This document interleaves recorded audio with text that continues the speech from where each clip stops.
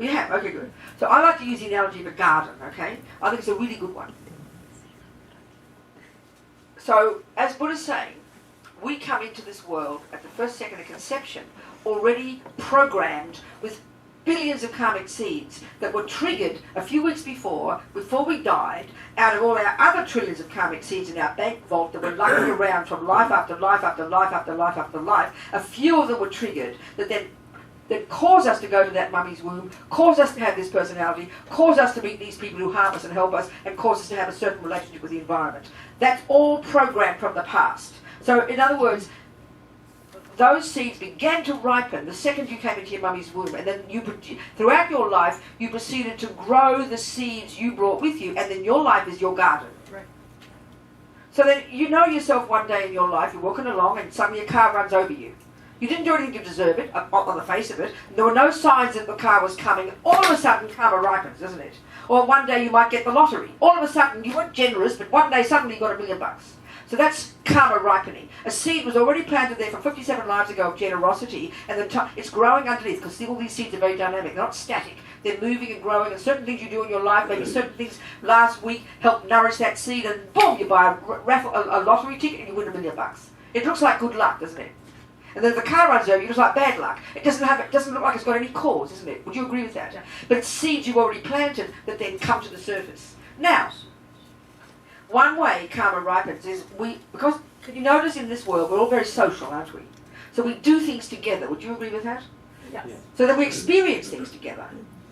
So people living in this town, you've got the collective karma to be living in Deerfield Beach, to have the environment of Deerfield Beach, and if some sort of terrorists come into this, to Deerfield Beach and take over, that's the collective karma of everybody who experiences the results of who's created the cause from 1,000 lifetimes of being that group who now randomly appear to all be born in Deerfield Beach, and boom.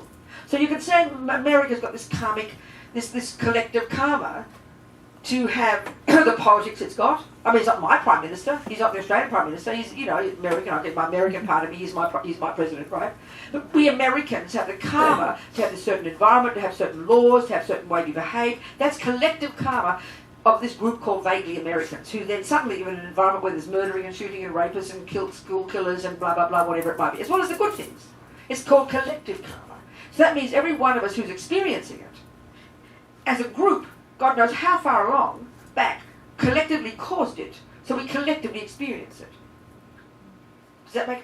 So those seeds have already been planted, but not just from last week, not from 50 years ago. Those seeds, you see, this is where you've got to have the long-term view with karma. We can't think like this. It's very weird.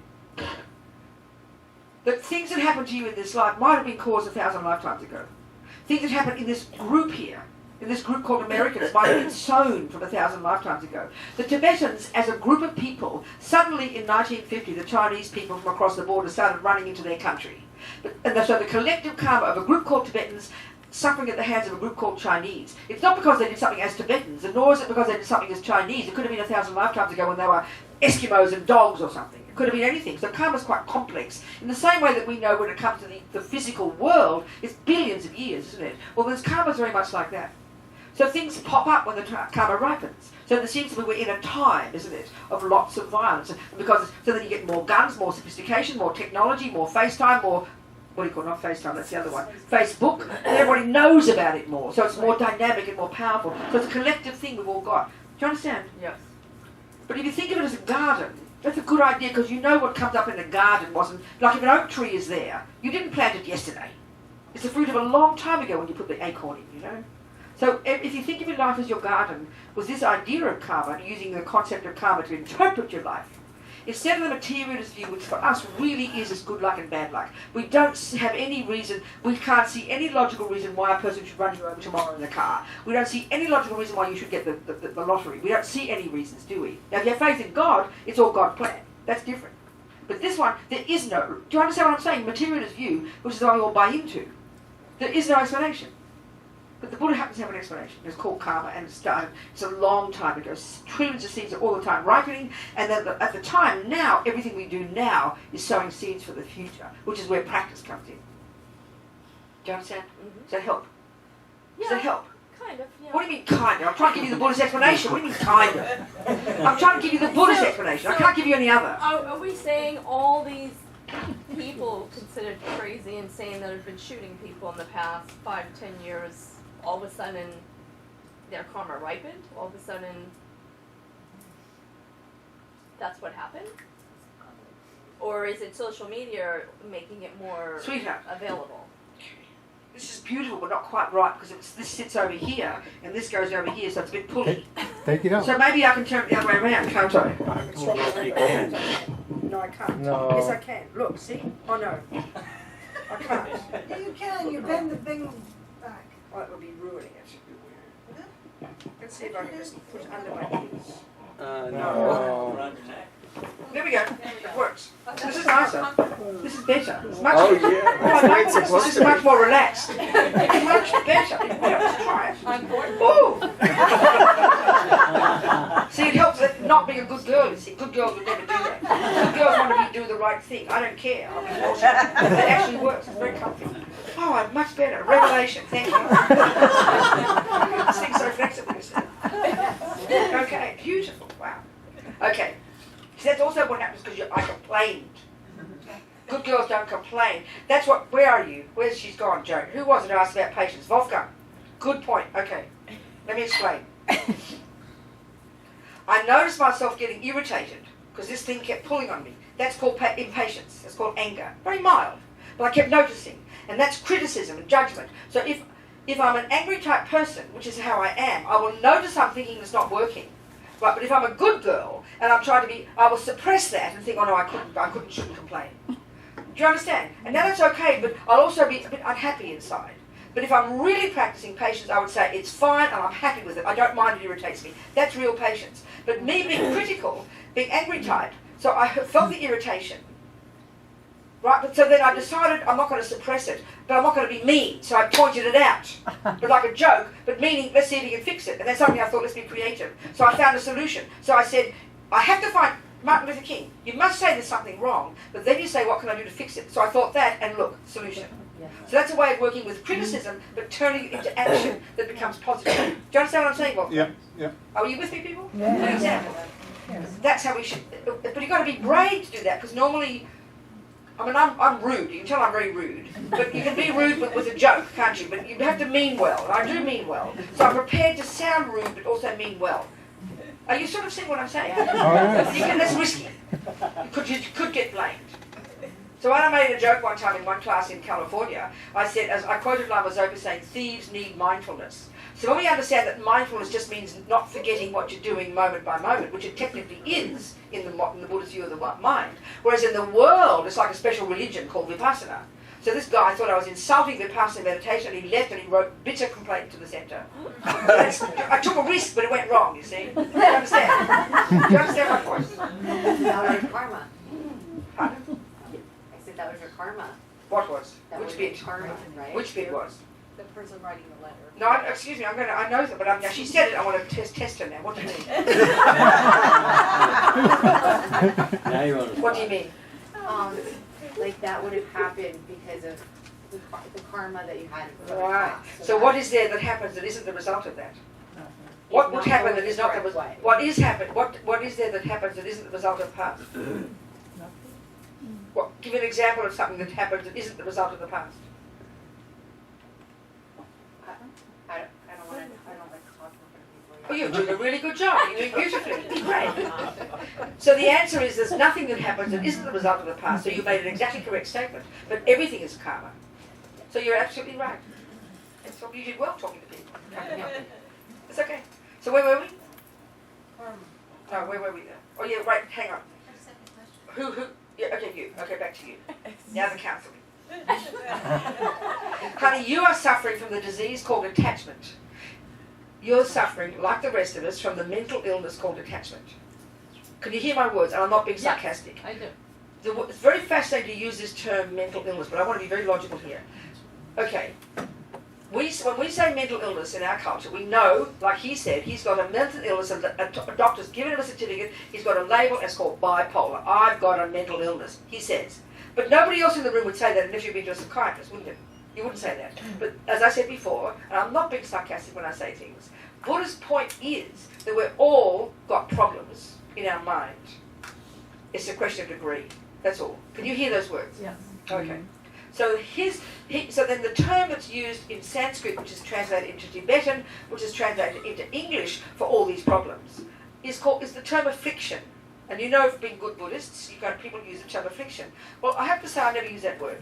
And you know, I just edited Lama Yeshe's Mahamudra book. It's so blissful.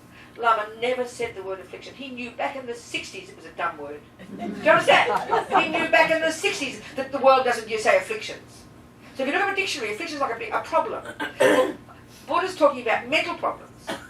And they're called afflictions. So we say, oh, my Buddha's, I've got all these afflictions, you know. But it's almost like it's separate. But in reality, there are mental illnesses. So I think illness is a better word for affliction. And so therefore we are all mentally ill. And I'm saying this in a really sincere, genuine way, not even sarcastic. But it's sort of shocking to us because we have this vivid label called mental illness. Do you understand what I'm saying? But I'm not being sarcastic. So to think of it this way is very sobering and it's very humbling because join the universe, we're all the same. So when I say we're all mentally ill, it is only a question of degree. And I say we're all bipolar, it's only a question of degree. We've all got personality disorders, or whatever we say. It's only a question of degree. And I'm not being sarcastic. I'm trying to make us relax and realise, join the universe here. We're all the same. It's a very powerful way to put it. And it's worth to think about because that is Buddha's approach. So Buddha's approach is, and his other approach, which is radical, is that we can change. We can get rid of these mental illnesses. Okay? That's the background. So, okay, like I said before, the three main poisons, they call them the three poisons. The three main mental illnesses are called ego grasping, this is the colloquial term for the main primordial one, about the nature of self. And all of these things we're discussing here will lead us to that one finally. That's where Buddha diverged from these amazing Indians before him in relation to his own direct experiential findings about the self. This is what all the Buddha's teachings, this is where it comes to emptiness and dependent arising. This amazing, amazing view of the Buddhas. That's the root neurosis, and that's known colloquially as ego grasping, this primordial, neurotic, ridiculous sense of a separate, miserable me. Okay?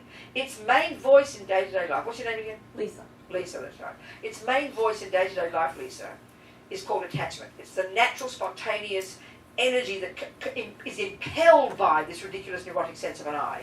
So it's, what attachment is, it's multifaceted. I like to put it this way, so listen. The deepest energy of it, Buddha says, from practicing it in countless lives, we get born with this, and this is what we're getting to here. This deep, primordial, total conviction that I've never got enough. I haven't got enough. No matter what I do, it's not enough. No matter how thin I get, it's never thin enough. No matter how much I change my breast, that's never quite the right shape. No matter how much Fred tells me he loves me, it's never enough. No matter how many certificates I get, it's never enough. How much I achieve, it's never enough. The default assumption of this attachment at this primordial energetic level is called dissatisfaction. It's always the glass is half full. That's the primordial energy result of practicing this attachment for countless eons, Buddha says. And the energy is dissatisfaction. So naturally, if you've never got enough, never achieved enough, never done enough, then you naturally hanker after something, because it's hunger. So the next aspect of it is it's like an emotional hunger. Always there must be something more. There must be something better. There must be something that, do you understand what I'm saying? Mm-hmm. And this is spontaneous. It's at the level of assumption. So the next level of this assumption is that we start searching for something. Well, it could be for some people food, sex, power, porn, money, you name it. Look at the world. And it's driven by this craving. It's now at the level of craving where we're hankering after something. Maybe I should have that. Maybe I'll get this. So you are defining yours in terms of what you've accomplished in your life, right? Right. So I must do more of this because yours isn't saying maybe I don't have enough food. It's not. I don't have enough money. That's not how you're thinking, is it? Or is it never enough money, never enough food, never enough love, never enough what? How does it manifest for you? I guess maybe it's more competitive. Like, why? So you see other people who've achieved something and you think I should be like that or I'm not like that. Yeah. Okay, there's something else. But the primordial one is this. Always assuming. Like when we look in the mirror, we don't see it. We always find fault. Do we agree that we mostly find fault when we look in the mirror? Most people? Sure. We find fault, or do we say, aren't I a beautiful person? I don't even look in the mirror. Oh, because why? Because I'll find too much fault. There you go. You see, there you go. That's right. That's right. That's right. That's exactly right. And this is where it becomes really tragic. This is where extreme examples are really comical, but they're so poignant. I remember, on those shows where they always people who extreme, do ridiculous things, which is attachment energy. One girl, this cute little girl, she was cute, little, but she was obsessed with her breasts. she had like, and I'm not joking now, they were like here. And she had like size, 100 triple Z.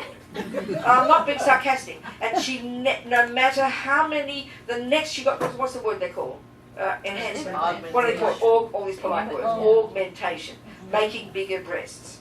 She was never enough. She wanted to go to the next. So no doctors will give her any more. Even in Mexico, they won't give her any more. Wherever she goes, she can never get any more. So the whole program was about her. She's skinny.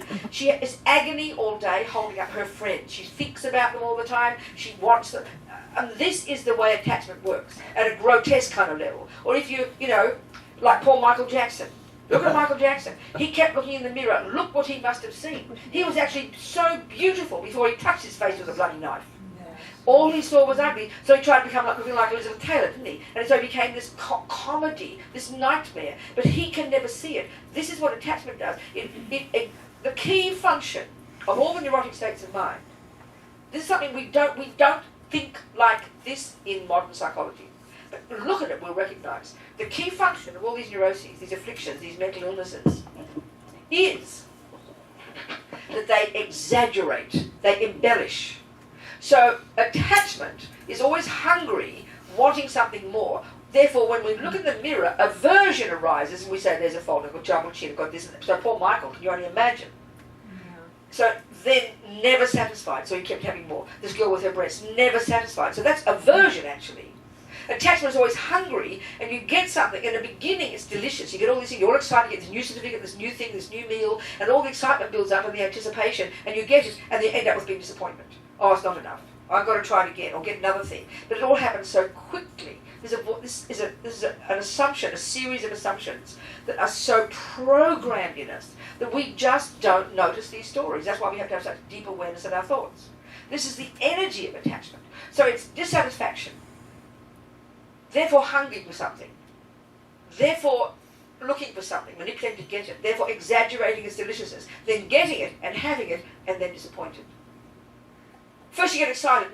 She would have been really excited. The next lot of breasts are going to be happy. She goes to the next enhancement, she gets it, and she's not happy, and she starts finding fault again. So we're never satisfied. As my mother used to say, the more you get, the more you want. So in the beginning process, it's all excited, looking at the cake, how delicious, how divine, I'm so excited, and you're waiting for you're anticipating the happiness, you're so excited, you get the cake in the mouth, and then at the end of it, you're burping with disgust. You're going to vomit if you eat one more piece. Right? This is attachment of turning into aversion. They are intimately and naturally related. Are we communicating? Yeah. But this is happening every second, 1 billion times a day. And that's why we have to catch it. First analyse it intellectually and comprehend it intellectually, and then slowly start to argue with it. But that's not going to change overnight, darling, because it's so programmed. So then, this is why I said to Bill, not Bill. Who's Bill? Bill, or was it Pat? I said to Bill, both of you, either one of them. I said one of our practices has to be first to get to catch it, to know this theory, and then a simple solution. And this doesn't work overnight, but it really sounds ridiculous, but it's profoundly true. But we never, ever do it. You start looking at your good qualities, and I mean, okay. Let me ask you a few questions. Do you lie? Do you steal? No. Do you kill? No. Do you have anger all the time, want to harm people? No. Do you rape people? Mm-hmm. Do you terrorise? You have guns? No. You want to harm? You go fishing and slaughter little fish every day? Okay, so it seems to me you're one of the 0.0001% of humans.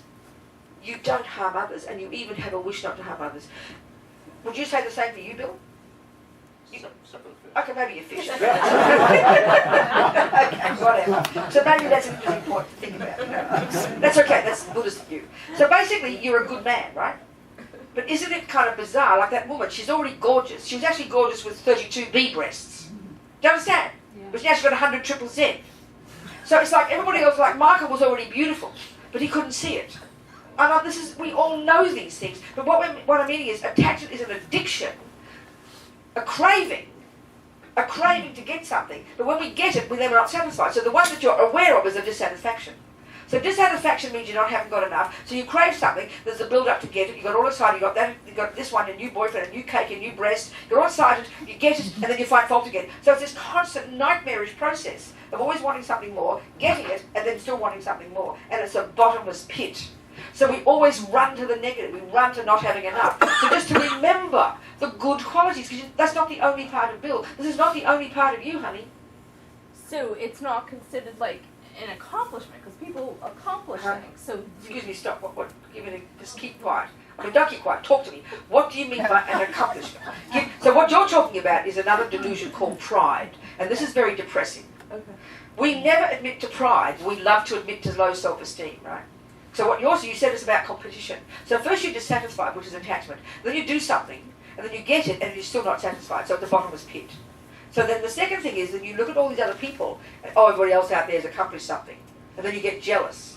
So jealousy is a resentment that someone else has got it. Right. You recognise? And then competition, which is arrogance. In a sense, it's low self-esteem. Look at me, I've got nothing, or they've got something special out there. Look at that person. So what you see is you see people running around with accomplishments, don't you? As a person who's lonely, they see the whole world full of happy partners, isn't it? People who don't have a girlfriend or boyfriend see the whole world full of happy partners all walking around looking happy. Oh, no. Actually, we're really resentful. How dare they be happy and not me? We don't like to think we think that, but it is that. So these simple words. There's attachment, which is always bottomless pit of neediness. Dissatisfaction. You try to get something, you get it, you anticipate, you're excited, you get it, and then you're disappointed. And that builds up, builds up. Then you have jealousy when you see other people having happy things. Oh, I should, we don't like to think it this way, but it's how we are. Then you have arrogance, which actually thinks, all these happy people out there, I should be happy, not them. Almost we think that, we don't want to think it. And then it flips over into I'm nobody, which is what you're saying. So you're saying I'm nothing, I'm nobody. These people have come to something, I haven't got anything. That's low self-esteem, which is deflated pride.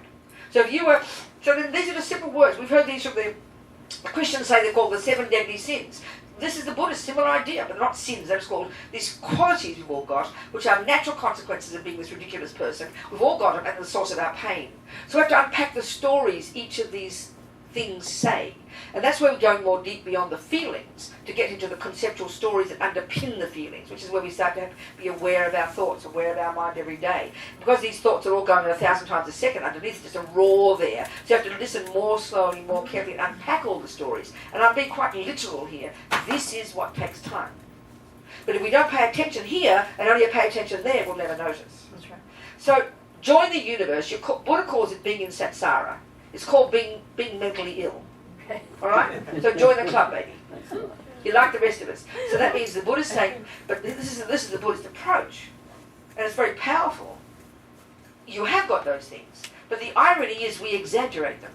The irony is we all exaggerate our own bad qualities. Michael grossly exaggerated his ugliness. He wasn't ugly, he was actually beautiful. But he was so needy, so hungry, and competitive, and jealous, and proud, all those mixed together in this little recipe, so that in the end he just became like a joke. The lady with her breasts. This is the tragedy of no matter what we do, the more we get, the more we want. And so it's a mixture of all those pieces. Now you can have some person who's like you, is competitive. And just is not competitive and thinks, but might have a quality, still dissatisfied, I'm not very good, but they're very humble. And they look at everybody else and they delight, and they do genuinely delight in other people's accomplishments. Oh, I could never achieve that. And they might be sincere. And that could be actually humility. But also they're quite content with who they are. They're quite content to be this way. So each of us has got these delusions, but they all manifest slightly differently for each one of us. We're like a different cake with different recipes, but variations of the components, So somebody with a lot of pride, we don't like to, is the flip side of low self-esteem. That means you always suffer in terms of how you're seen or how you decide to interpret yourself. Like another person can also have attachment, also have aversion, but be content with who they are and not want to always achieve more, and be quite happy to be a little person who helps people and looks after the dog and whatever. They're content with that. That means they haven't got much arrogance, which means they don't have low self-esteem. But you've got attachment and anger and that. You mightn't have much jealousy, but maybe someone else has a lot of jealousy. They've each got their own function. They're all like a little story in there. But we just notice them only when it gets to the level of feeling. And there's just an ache and a pain in this, Mm-hmm. Are we communicating Yeah. here? So what I'm getting at is analysing these different stories, which come out as emotions, when we get born with them, honey. So no, Mummy didn't have to teach you these things. She just, your life enhances them. But what I'm trying to get at, one approach is this. First understand it, but the other one is, you've also got kindness. Are you kind to people? Yes. And you have empathy for people. Yeah. You have compassion. You want to help people. You too, Bill. I'm not being sarcastic here, but I can't describe how profound that is. Can you see the world and see there's a bunch of maniacs, like you just pointed out? Can you see there are some people on this world who are so suffering, so demented, so crazy, who rape and torture and kill, are in insane asylums, who are out of their brains, who can't think of a single word, can't want to help a single being, who are demented, who are mad, who are suffering? Can you notice? Have you noticed? Yes. Would you suggest that they're more suffering than you? I think so, yes. Thank you. Yes. So how about having the humility, precious girl, to note your good qualities? What you've got, like Michael, you only see ugliness. He's painted the whole of himself as ugly, and no matter what he does to be more beautiful, it becomes a comedy. He's never been able to see his good qualities. Marilyn Monroe for me is the exact same, in different ways. She didn't enhance her face. She just had self-pity. She was the world adored her, but she was just like a vampire. No matter how many people praised her, how many millions of people adored her, it was never enough. I'm so bad. It's actually the most grotesque arrogance you could ever imagine. And I'm not criticizing her. That's why she had so much pain. So she completely exaggerated her badness. And we even think it's a virtue to say, oh, I'm not very good. I haven't got enough. I'm not so accomplished. I'm not so beautiful. My breasts aren't so lovely. I've got an ugly face. And this is the tragedy, the irony of these unhappy states of mind. They are the voices of ego, and this is why we suffer. So you've got to start to, this is so embarrassingly simple. Just to balance yourself out, please. And how about acknowledging, and I mean it seriously, Bill, write down, say some of your good qualities, and let them loom large in your mind. Don't be arrogant about them, but own them. But if anybody asks you, tell me about yourself, tell me your good qualities, we wouldn't know, we feel embarrassed. Tell me your bad qualities, they'll pour out of our mouth. Because they loom large for us. And this is the Buddha's point. This is why we suffer. So you've got to start writing a new script about yourself. And I'm really serious. Right, makes sense. Buddha's a cognitive therapist. And I mean that. There's a type of therapy where you start to change your thoughts and not to change your behaviour. Well, it's not rocket science. That's Buddha's approach. He's a genius at it. But way deeper than we would think. And it doesn't happen overnight. It won't happen overnight, honey. So don't expect it to happen. But you've got to start somewhere. So how about acknowledging some of your good qualities and actually think it and imagine it? And it doesn't happen naturally. We still run to the misery because it's an old habit. And we all know with old habits that we can change them. So that's what I'm saying. And we know this, and it's true, these good qualities. We didn't make them up. So we've got to start acknowledging them and trying to act within them. And then slowly learning. That's why I like to say about my room. I joke and talk about my roommates. So when we're really miserable, the negative roommates run the house. Is it not true? Yeah. The good roommates love, intelligence, kindness. They're hiding under the bed and in the closet. They're too scared to come out. Because the bad is the attachment, the anger, the fears, and those of us seeing the arrogance, the pride, the torture in there. And all confused. They are running. They're like you've got 100 crazy roommates next door and they're making you insane. Right? So they run the show completely. They dominate everything. That's all that we identify with. We can hear them yelling and shouting in there, you know. Isn't it? Isn't it true? Yes. It's a good analogy. So we've got to start bringing the good roommates out. That means, and you know what? The joke about these roommates are thoughts. They are only thoughts. Oh, so unbearable. They are only thoughts. They are conceptual stories. They are conceptual stories. They're thoughts. It's not easy to change. So start bringing out your good ones, kindness, intelligence, and you slowly get a more balanced picture of yourself. Of yourself. We do it to other people. You know, you have your friend who comes and is absolutely distraught with pain. You can see their good qualities right there, can't you? But you can see they're exaggerating the whole of themselves because their bad part is painful. So you don't just ignore them. You love them for who they are. You don't give them a lecture. You must do this. You can see, though, we all do the same to each other. And it's easy to see someone else's good qualities, as well as their bad. And so that's what we do to ourselves. We have to do the same to ourselves. This is part of the process. It sounds kind of corny. It really is really corny, because we don't believe. We all know that. 27 people can praise you. First, attachment in us, the vampire, is hungry to hear it again. But we don't believe it. One person criticizes you. You believe that. Mm-hmm. So that proves what we think already, isn't it? Sure. It's kind of interesting, isn't it? Mm-hmm. Sure. Yeah. So it's up to you to look into your good qualities. And this is what the point about now. Practice being satisfied with size B breasts. Do you understand what I'm saying? The hunger in you thinks they should be C. But really B is fine. You understand? Or if you've got triple D, be happy with me. I've got triple D, you see. I'm sorry. Too much information. Wait. I have to be happy with being old and fat. You look in the mirror and you know, you think you're 30 still, but you know you've got double chins and wrinkles, you know. You see it. I look in the mirror and the light's really bright. My God, Robina, you really are in the old person category. And you're trying to relax about it and be happy. But it's not natural. You don't want to be this way because you want to be, you know. But when I was 32, I looked and I thought I was disgusting. When I was 20, I thought I was disgusting. When I was 15, I thought I was disgusting. I remember there's a photo of me where I scrubbed out my face because I thought I was so disgusting. That's how we are, isn't it? I mean, we are very sad. We should be weeping about ourselves. Do you understand me? Yeah. Do you understand? Yeah. So start seeing good. And this is one aspect. One part of it is powerful. It puts nectar onto the poison. And then the other one is learn to listen to these other stories. And slowly reconfigure and just keep moving every day a little bit and do other practices that you may do. It won't happen overnight. It's slow. But having confidence in this process is so profound. Yeah. Thank you. And being satisfied with who you are and what you've accomplished doesn't mean you can't do another one. It's fine to get another certificate. It's fine to have a second piece of cake. Because enjoy the taste, but don't think it's going to bring you all the happiness. Just do it because it's fine. It's okay to do that. It's okay to do another degree in this and that. So the key here is motivation. This is where something we've got to get into. We've got time left. We'll see what happens. You understand? Yeah. So hang on a second, Sean. Yes, sweetheart. Okay, just trying to be sure. Okay, let's take somebody like. I was interested in what she said because about being competitive, right? And setting these, having these bars that she said. Yeah, that's right. Okay, so you have people like Obama, right? He's a very highly competitive man. He loved to compete. He loved to compete playing sports, everything. That was his nature, compete. And with all that energy, he channeled it, and he studied, and he achieved, and studied, and he did. Right. He was a good president. That's right. So then?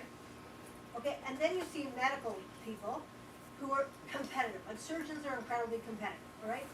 So, and they compete with each other, and they compete for Right. surgery. So question? But they bring a lot of good to the Good. world. So the question? Okay? What's the difference? I'll What tell I'm you. saying, This is so the there's one. This is what I- motivation. Let's talk about it. This is the Okay. difference is motivation. Okay, when I went into my first nursing school, I Okay, didn't cut to the chase. Okay, the choice, there was a boy, Alberto. he No, had question. an Question. A. I said, okay, I'm going to try to get like him. Okay, good. Well done. I didn't get quite as his, but I was happy when I got Okay, it. good. But the question is, so What's the difference? what's the difference? It's called between- motivation. I'll now motivation. talk about it. Okay? I will now talk about it. This is how we have to understand what the meaning of creating karma means. This is how the mind works, and we need to unpack this and really begin to comprehend it, because this is the key to success. Okay? All right. Okay.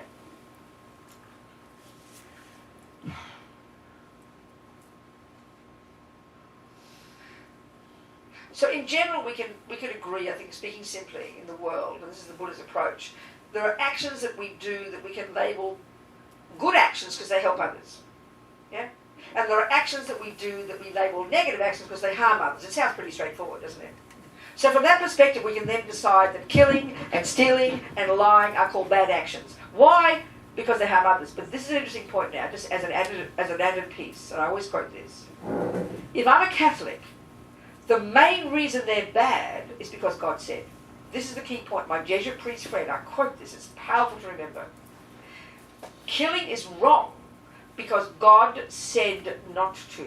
So that's the meaning of God's law. That's the meaning of a creator. He runs the show. He is the boss. So the priest said, by definition, a sin is that which goes against the will of God. Meaning, it's bad because God said not to do it.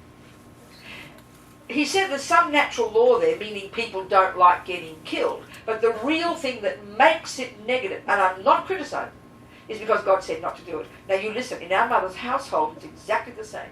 Mummy says, don't do that. And in the beginning, I will say, why not? And we know her answer is the same as God. Because I say so. That works. We need to be disciplined. But I think that's our view instinctively of morality, which is why we don't like to say good and bad and wrong and don't do this and do that. Because someone else is squashing it on top of me. But the Buddha's approach is not that, because he's not a boss, he's not a creator, he's an advisor. He says a negative action is one that harms another, as we disagree naturally. He doesn't have Buddha's view. There's no concept of Buddha's law. Well, there is in certain environments you can have laws that Mummy says, like make your bed every day. So they talk about natural negativities, which is killing people, and then another negativity is Mummy's law, which is make your bed every day, and you're naughty because you don't. Nothing immoral about not making a bed. So there's laws like that in Buddhism too. When you live together, you have vows, and monks and nuns live a certain way together. But the big picture of the real world, Buddha says, is natural law. A negative action by definition is one that harms another. That's a major one. And positive action by definition at the major level is one that benefits another. You're with me, people? It seems reasonable, right? Okay, so now what, but the point is this. What's your name again? Jack? Lisa, sorry. So when Lisa, we use the example of the mouse. Let's say Lisa has a mouse in her kitchen, right? So killing a mouse for the Buddha comes under the negative action. Because mice, like humans, doesn't like being harmed. So it's a negative action to kill a mouse. But when Lisa does the killing, it doesn't follow that she creates negative karma. Equally, there could be a homeless person. I said this before. And I'm walking down the street, and they're putting their hand out, and I decide I'm not going to give them any money. So I walk past, but the $20 falls out of my pocket. So they got $20, didn't they? That's a virtuous action, giving $20. But I didn't give $20, did I? So I didn't create virtuous karma. They got their $20, but I didn't create virtuous karma, because not only was there no motivation, there was not even intention. So intention is the beginning of any karma we create. Intention is the mind, it's mental action. Karma means action. Even walking out that door, the beginning of the process, we know intelligently, is my mind thinking, I will walk out the door. Volition, intention, I will. Then my legs carry out my wishes. So everything is like that. Karma is like that. The mind is the first step in the process. So in general, killing a mouse is a negative action. In general, generosity is a good action. But when I do these actions, it doesn't follow. I create good karma and bad karma. Because the crucial piece is whether there's intention there. Secondly, and when even more crucial, is the motivation that impels the intention.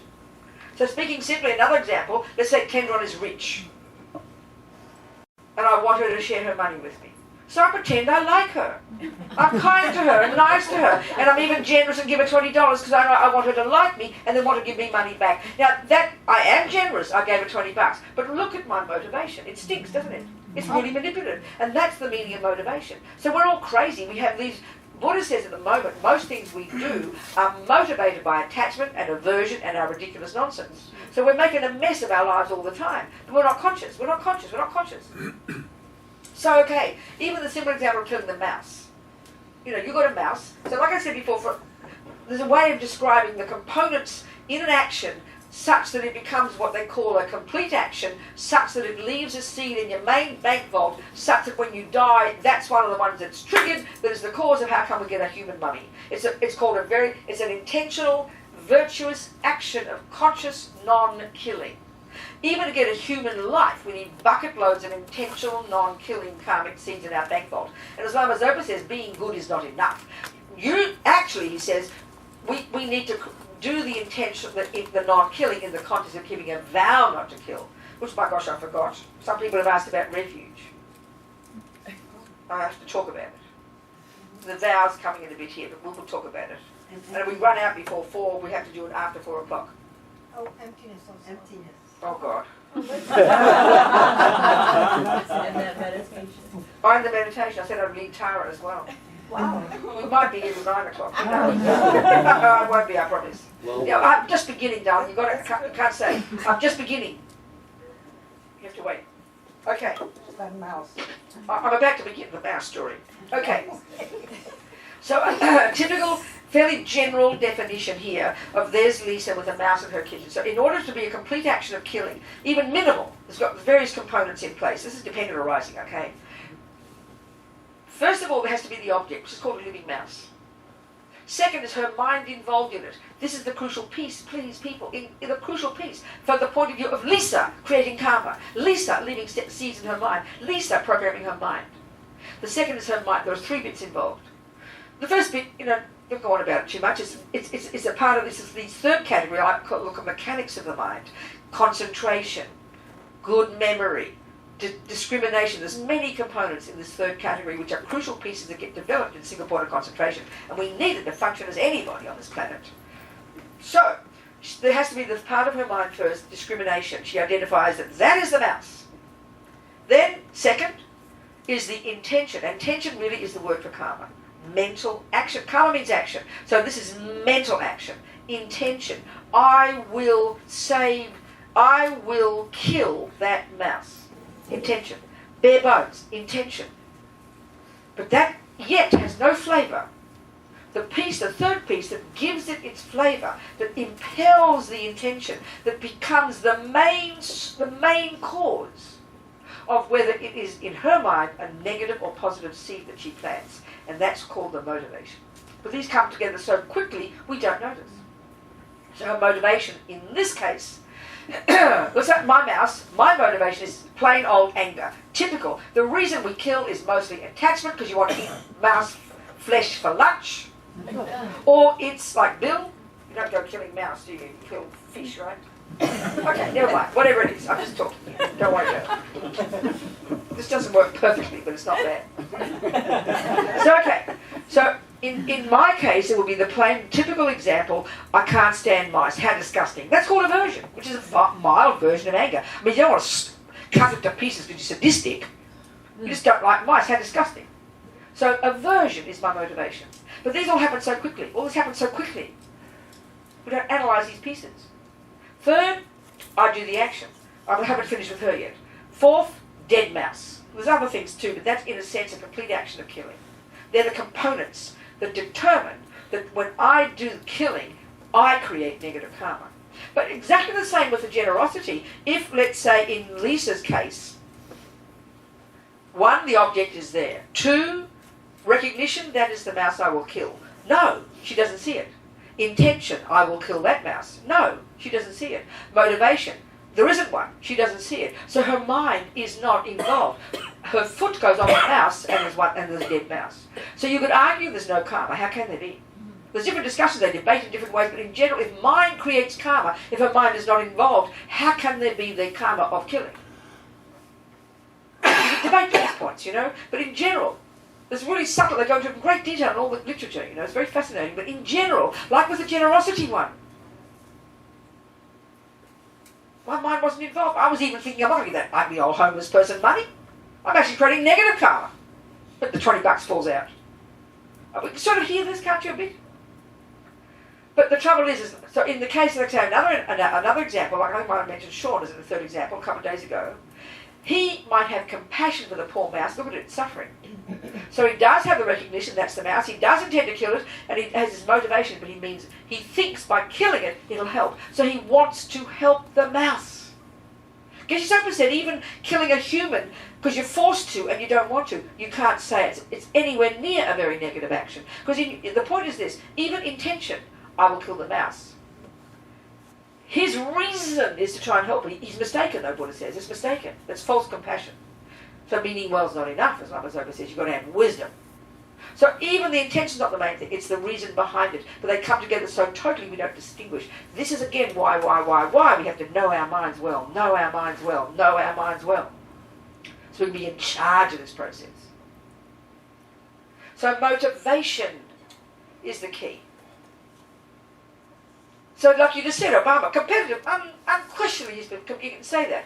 But competitive, so you can be competitive. But the way to be competitive with a good motivation would be, wow, look at that amazing artist. Wow, isn't she incredible? Oh, I'd love to be like that.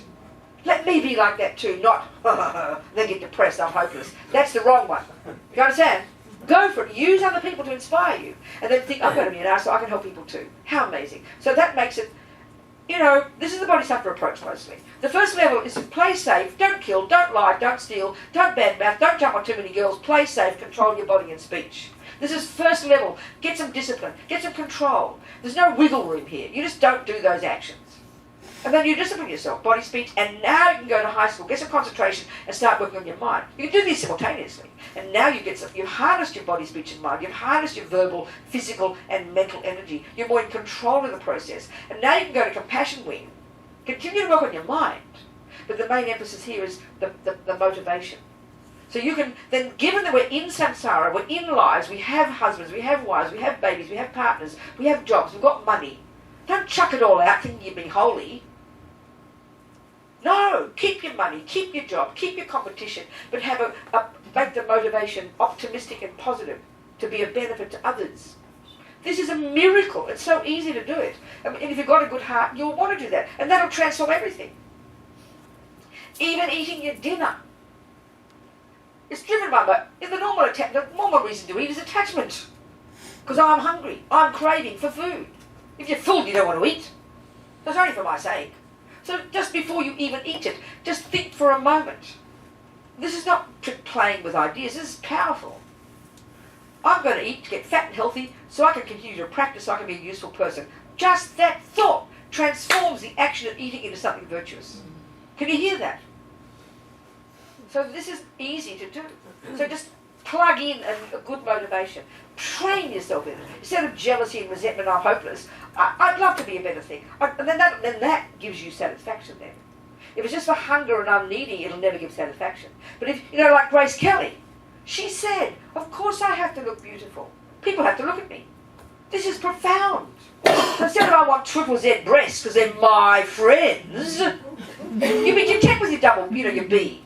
And I'll make people happy, Do you understand? I remember a girl, they always say Puerto Ricans are the happiest people on the planet. I went there for 6 weeks, I think it might be true. But if you're fat, you're still self-conscious, don't you? People, are we agreeing here? We don't like being fat, do we? Yeah. We're embarrassed. Not in this culture. No, we don't finally, period, we don't like being fat, in our, whatever you like to call it.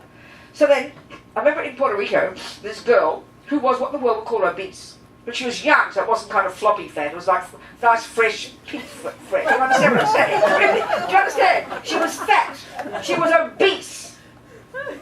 She was the most gorgeous girl. And why? Because she felt gorgeous. She came in a mini skirt, her massive hoop earrings, her amazing hair, her lippy, her perfume, with her high heels. You couldn't keep your eyes off her. She was totally gorgeous because she felt gorgeous. It was so obvious she felt gorgeous. Are you see what I'm saying? Yes. Normally you wear big fat dresses and you walk around like this trying to pretend you don't exist, Do you understand? It was so extraordinary to see. I couldn't get my eyes on this gorgeous girl. And she was obese. Are we communicating? Yes. So it's the mind. So she was optimistic, She little high heels, big earrings. She was just in heaven. She was just so beautiful. I'll never forget her. So it's what goes on in here. So optimism, positive, self-respect. And often what's interesting, we get so confused about, like say, arrogance. We would never like to think we're arrogant. But we love to think we've got low self-esteem. Well, low self-esteem is deflated pride. I'm very sorry. But whereas if you have humility, which we think is a dirty word, humility isn't low self-esteem. No. Humility, you're content with who you are. You're content with your 32B breasts. You're content. And you delight in the beautiful bigger breast there. Look at her divine breast. I'm so happy for her. It doesn't hurt you. You delight in it. That's rejoicing, and you can rejoice in others if you're content. But if you're always competing and always referring to others thinking, therefore I'm not good enough, you'll destroy yourself. So we've got to change our thoughts. This is what we're doing, reconfiguring our stories, Really and truly, it is this. Now the point about mindfulness meditation is so that we can hear these stories more, not make them go away. That's because we're scared of them. That won't help. That's like having cancer and you take a pill and the pain stops and you think you solved the problem. No, you just solved the symptom. So we've got to have the courage to hear our thoughts. Slowly, and then delight in all our crazy roommates. And then start to live with the crazies and then start to bring out the good ones and then the crazies will become subdued. That's how it works, Are we communicating here? Yes. Motivation, the reason behind why you... This is where you, in the Bodhisattva path, you can argue you use attachment. You use your competition, but you make your motivation to be of benefit to others, to develop yourself, become a marvelous person, so you can be useful. It's miraculous. It's not that complicated, but we've got to hear it, Then you're using all your energy. You're not suffocating it. You use your competition, but you turn it into something good to help others. You see this in the monasteries. They have debate. That's like their football, their everything rolled into one. It's incredible. That's their main event in the monasteries. It's like medieval. They love their debates, and it's like verbal karate. It's intense to see it. It's incredible. The debate yards at night, they sometimes debate all night. And all the younger monks come, and there's like going to be 100 monks all around, all cheering, you know, and it's like really intense. It's naked competition. The aim is to win the debate. The aim is to hook the ego of the other person. You do as much as you can to hook the person, to win the debate, but then you practice humility with it. It's like with karate. When I learned karate, you know, it was started by the Chinese monks up in the mountains in the 8th century. And they developed this martial arts to utilize our physical energy to subdue the energy of the local thieves. It began being used to subdue the energy of the thieves. So they learned strong, you know, martial skills so you can subdue the energy. It was for their sake, to stop them from. It wasn't to harm them. And I know I had a really good kung fu teacher, a Buddhist. We were taught this in martial arts. That's what it should be, pure. But we were competing, fighting. I mean, I loved it. It was great for me. But if Lisa punched me, I would apologise to Lisa for not getting out of the way. You don't blame Lisa, you take responsibility. That's the Bodhisattva approach, you know. So the reason you're doing it, and I can see even with martial arts, if you've got a good teacher, I know in London, my teacher had all these kids, like 60 kids. It was incredible to see it. That's when they learn discipline and self-respect and honouring others. It's very interesting. Even something like martial arts, which immediately looks like it's shocking. But it's the motivation that counts. The motivation that counts. If you're really, you know, a good sportsman, you would respect the other person. You're competing furiously to win the Wimbledon Cup, but you respect the other person. You honour the other person. There's no contradiction. We can use our energy to do this. We shouldn't be afraid of it. But if it's only ego, you can see it so blatant in some people. If it's only ego to be the best and pride and arrogance, it's so naked. They harm themselves and they destroy other people. This is the Bodhisattva path, where you utilise our energy and skills. The wisdom wing, the very first level, is you've got to give up sex, drugs and rock and roll, and go to the mountains, basically. There's no choice. That's where you do the work on your body, speech and mind. Now you go to the compassion wing, and most of us are in that one, in the world, you live in the world, but you can use your skills. Change the motivation from attachment to anger, from anger and ego to wish to help and use your energy and want to be a marvellous person and delight in your marvellousness. And so you can also help others. Then you'll really get some satisfaction from that. So don't give up wanting to do things.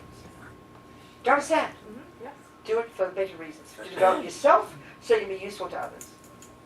That's powerful. It's not complicated. Just have to be courageous and see the difference between self-centeredness and ego and arrogance and attachment and self-pity. That's a nightmare. But the other it takes time. But again, this is the key too. Are we communicating with people? Yes. Yes. What else? Yeah. Yes. Is it correct to say, as we don't know the motivation of a person, we cannot say That's right. it's a good deed or a bad No, deed? to be strictly speaking, you can say that's true. It's not We possible. can. I mean, to be really honest, it's the best way to live your life. They have a saying in Tibetan: we don't know who anybody is. We don't know really their mind, so we don't judge. It's sort of, you can sort of see if sometimes, but it's even hard. It's very hard to see, especially in the Bodhisattva path. And talking about reincarnation, when great beings can be born into this world looking like a maniac, but you can't tell. Yeah. So it's really true. Yeah, so why do we complain about Trump? We don't know his motivation. No, we don't. Because we love to criticise, that's why. But we don't know his motivation. No, we don't know. We don't know. Well, strictly speaking, we don't know. He could be a Buddha play acting and being a maniac. But that's too heavy for us. We don't like to think that. We just want to think he's a maniac. You understand? It's No, I'm really really true. serious. I'm really No, I am serious too. Yeah. No, I am serious too, Wolfgang. Yeah. Definitely serious. But then you still got to use your common sense. That's a real big impact. It's massive, It's Wolfgang. massive. But It's we've got to massive. also have our common sense. So if you're coming at me with a gun, and I think, well, it could be the Buddha, you never know. I've still got to make a common sense decision, don't I? Get the hell out of your way, take the gun away. That's or- operative. Pardon? That's operative. That's operation. Huh? If somebody points a gun of I know, yours, but- you have to operate. But You I'm have to still react. saying, Yeah. with still Mr. Trump, Yeah. I remember the Dalai Lama saying, I met Mr. Bush, I really liked Mr. Bush, don't like his policies. So you can also say that. So he had a happy mind and he was very kind to the man, but you can still say you don't have to vote for Mr. Trump. So you can still have a wisdom and a clarity about it that doesn't make you angry and furious and realise the man's a bit of a maniac with his weird policies and I won't vote for him. That's still okay. So there is a way to use this wisdom to be reasonable in your own life and make intelligent decisions about But it's the things. same. You don't know his motivation. Wolfgang, we've heard you. Yeah. Go back. I think he's just heard it, so he's just got a revelation. The point I'm making, sweetheart, is the action point for that. So then you're right, Wolfgang, it's a profound point. But then the next step is we've got to then decide how we're going to act on the basis of that. Yeah. So it doesn't mean passivity, oh, well, all these maniacs, Hitler could be the Buddha, you know, just sit back and relax. You've still got to act in the world and make decisions based on things. So that's what I'm saying, we've still got to have some wisdom. And even though you might think you could be a bodhisattva acting like a maniac, you still got to decide what to do about it if you have to act. Do you see my point? Yeah, very good. That's what I'm saying. So it's interesting to get this mix clear, that's all. It's a powerful point you're making. It's exactly right. So what is the conclusion? What is the That's what I'm action out of saying. it? That's my point. You've got to decide how to act. That's my point. The gunman was an example. Yeah. You could be... so in other words, what's the benefit of me thinking, well, that could be the Buddha coming to shoot me. Well, I better just let him shoot me. That doesn't follow, does it? So you've got to use wisdom, which is practical common sense. And if you can make a decision to act upon it and grab the gun out of your hand or duck out of the way or run away or whatever, then you've got to decide. So that's the key point. The next step is then what to do with that fact that everybody could be a bodhisattva acting like a maniac. But it's a very weird view for the world. We don't like to think it. It's a powerful point, Volker. It's a powerful point.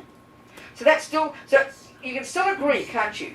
Let's just say Mr. Trump is not a, let's say he is a holy being pretending to be a maniac. But would you agree on the face of it, common sense, let's say you could agree that his policies are kind of weird. Could you agree with that? I can't. No, that's not the point here. That's not the point. That's not the point. No, listen, this is a really important point. This is your answer, Wolfgang. Okay, let me say it again. You don't know who Mr. Trump is. I don't know. But you can, on the face of it, look at his policies. You could do that, couldn't you? Yeah. And let's forget, this is how you read the policies. And you I can read, see the action. That's what, so you look at the action. Yeah, I can see so the you dead look mouse. at the action. I can see the dead mouse. So listen, Wolfgang. Yeah. You can look at the action, hear the words, Yeah. and you can decide whether you want to follow those words and agree with them or not, can't you? Yeah. That's the point about action. Yeah. I So can you see can make that decision. All the time thinking, well, he could be really a holy being, but I'm still not going to vote for him. Yeah. That's not a contradiction. You get my point? I see. That's the action. Yeah. So you keep your mind open. Yeah. And that's when it can be very, then you can be very stable, you know. And that we mostly do not know anybody's motivation, but we launch in, we make all these decisions as if we can see everything perfectly. That's why we're so arrogant. Yeah. Do you understand? It's very tricky. Completely. It's a good point, Completely. Wolfgang. A very good point. Yes. What if you're the type of person that you're satisfied? You have a good motivation, a good intention, you just don't So it sounds accomplish- like you're virtuous, so that's good. So then, you just don't accomplish very much. but that doesn't, that's a wrong understanding of satisfied. That's complacency. So which one are you meaning? Can't be bothered, don't care, or just genuinely, delightedly You satisfied in yourself? Yeah, you're satisfied. So then you are accomplishing plenty, but you're not got labels according to the world, that's all. You're happy to be the sweeper. You're happy to be the mummy with 7 children who sits at home and becomes a good mummy because you're content. You're not always hungry after something else and fame and fortune. That's marvellous, that's virtue, isn't it? Yeah. Complacency is something different. Laziness and can't be bothered. That's not virtue. Yeah. Do you see? There's a big difference. Yes, yes. So listen, somebody asked, are there any more points you want? What did we say we do today? Emptiness, okay, and what else we have to say? I said I'd need Tara, and I said we talk about refuge. So, is it, just so I know, two people have asked me to give refuge today, and I've given permission to do this, so I've agreed to do it. Normally, if there's a resident teacher, and there is, it's not protocol that I do it, but it's okay this in this situation, apparently, isn't it? Yeah. Okay, good. Thank you very much. Because I think we have to say this, it's important people know, so you haven't been given permission to give it. Okay, so I have, so I'm allowed to do it. But if she'd been given permission to give refuge, it would be wrong protocol for me to do it because she's the resident teacher here. But I'm allowed to do it. So we'll do it. I'll do it for these 2 people who've asked. But if there's anybody else who was thinking about it, or even wants to know about it, then if you can stay on after 4 o'clock, we'll go through it then. Is that okay for you people? If you want to know you people. It won't take very long. You can do it again, can't you? You can renew. It's good for you to renew if you felt you've weakened your commitments and haven't kept your commitments. It's very good to renew if you feel like you want to strengthen. That's very helpful, yeah. So I will do that after 4, if those who'd like it. Is that okay? For those who'd like. Okay. So secondly, then now we've got to talk about, I want to lead a Tara meditation. To finish, I'll do a little one. But let's now talk about emptiness, which is where all these teachings are leading us. So we're doing the wisdom wing here, talking about karma is the first level of dependent arising. Dependent arising, as Lamia, she puts it, as the king of logics, to realize emptiness. Second, understanding the mind is a marvellous way to help understand how all the delusions work, and ego grasping is the root delusion, which is the biggest liar of all, and that leads us to help understand how that's a misconception, and that leads us to help get wisdom. So this is leading us to Buddha's view, you know, of wisdom, how things exist and how things don't. Okay, so let's briefly talk about emptiness. Because, like, you know, this is a big system that's been around for thousands of years, came from these Buddhists, came from these amazing Indians before, you know. So there's a whole history of this way of presenting things. It's developed in this extraordinary, you know, lineage of teachings and packages of teachings. So naturally, because it's foreign to us and we come into it, it's just like utter confusion for most of us. So especially the wisdom teachings, which are vast. There's a whole way of talking, all these words, these concepts. So it's very hard for us hearing them the way they teach them to unpack them because we're not used to thinking and framing things this way. So it's really important to unpack and try and demystify some of these words, just the words, okay? So, okay. All right.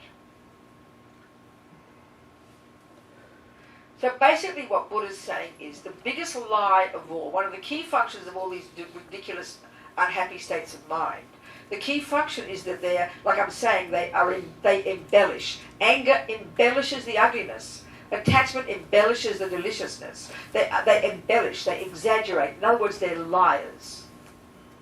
When I see that chocolate cake through the lens of my attachment for chocolate cake, we know it will look ridiculously delicious. We know that, but then our trouble is we believe in it. We believe in it. We forget that our attachment is written a ridiculous story that makes the chocolate cake look delicious. Then we all know, after 4 pieces, your eyes look at that brown triangle again, and now you see repulsive chocolate cake. We know that. We should realize emptiness right on that. The cake that 10 minutes ago looked delicious is now repulsive. We ought to really, that should blow our minds. You agree with my point?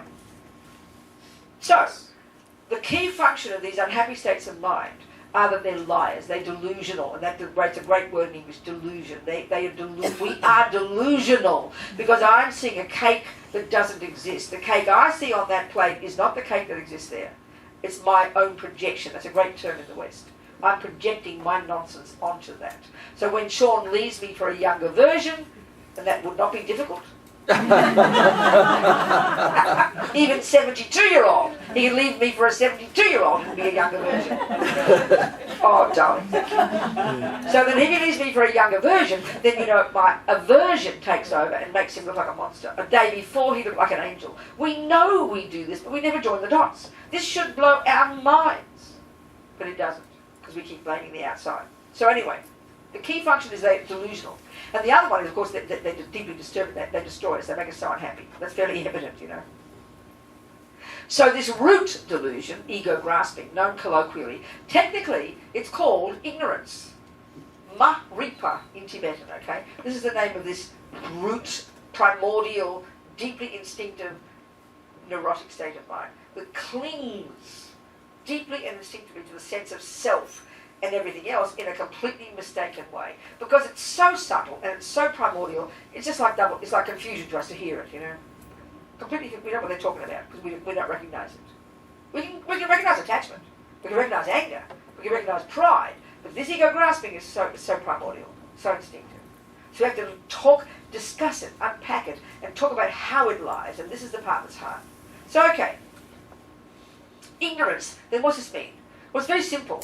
But it's not common, ordinary ignorance. If it were common, ordinary ignorance, then I think we'd be enlightened in a couple of years. In other words, it's like this, you know, if, whatever. Oh, this is what? What's in here? Oh, my water. Oh, hot. Oh. So let's say, you know, let's say Sean is colourblind.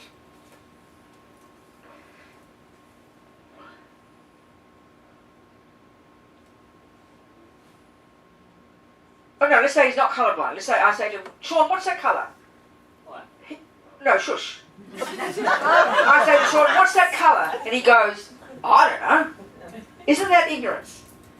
Isn't that ordinary ignorance is merely not knowing something? Would you agree with that? Yeah. It's merely not knowing. That's simple. Then he just simply learns the right thing. It's black. Well, like I'm saying, if our ignorance was merely not knowing how things exist, this is Buddha's approach. If merely not knowing the nature of self, merely not knowing the laws of karma, merely not knowing how things exist, Right? You with me? That will be easy to fix. There's a space in there, you fill it with the truth, and we're all very intelligent. I think we'll be enlightened in a couple of years. And I'm not kidding. Now you listen to this. It's double trouble ignorance. Let's say, what's this? What colour's that, Sean? And he says pink. Right? Now we know he's wrong conventionally. We know this is called black, don't we? Don't we know this is called black? Right? Yeah. So he thinks it's pink. Well, not only does he not know it's black, he's got a lie in his mind, and he believes it totally, and he'll fight to the death to defend his right to think it's pink. That's the double trouble. So you first got to strip away the lie to even get to see the truth. Now, you see my point? So this is what Buddha's saying. So this maripa, this ignorance, this maripa, this primordial root delusion, and it's the identification of this root delusion that Buddha diverged from the Hindus, these genius Indians before him. These genius, amazing beings before him with this incredible culture that existed when he came along. He went that far, and they all still asserted that there was some essential, the Greeks call it an essence. The Christians call it a soul. The Hindus call it a self. There's something inherent, intrinsic there, and that's the real thing. He went even further and said, no, that's a mistake too. So it's his view, what? What happened? Who said something? Nobody. I heard of something. Never mind. I don't want to miss anything, okay? So, I'm glad I make you laugh. You know there's an English comedian called Ronnie Corbett? You ever heard of him, anybody? Yes. The number of people in England in the 80s who thought I was Ronnie Corbett. This little guy, he's 5'2", with his big glasses, his little perky little face, and the number of, he's hilariously funny. There were the two Ronnies, they were hilariously funny. Not like Chris Rock funny, but like cute funny. Hilarious. The number of people, even a taxi driver from 50 feet away, my God, at night, my God, I thought you were Ronnie Corbett. You understand? So I'm glad I make you laugh. Okay. So anyway, so Buddha is telling us this maripa, this ignorance, deep in our bones, is the function is the function of this root, is the name of the root lie, and it's known colloquially, which is so delicious, as ego grasping. It's, all these delusions have this function of holding on, of frantic, of being fear-based. In fact, it's interesting, by the way, in Buddhist, people often look at Buddhist psychology and say, where's fear? There's no list of fear in the list when you study Loring. You know why? Because fear is the taste of all the delusions. Look at a person who's angry. We just say, oh, she's angry. I'm sorry, they're having a mental breakdown, screaming hysterically, words coming out their mouth, bizarre, tears, spit, demented. That's serious mental illness. But we just say, oh, that's angry. He's having a panic attack. We're all having panic attacks all the time. That's ego grasping. And then its main voice is attachment to frantic to hold on, and then panic when we won't get what we want, and all the other ridiculous dramas, right? So this ego grasping is the root of them all. And its lie is more subtle. It's a subtle lie. So this is the part that's difficult, okay? And we're going to talk about.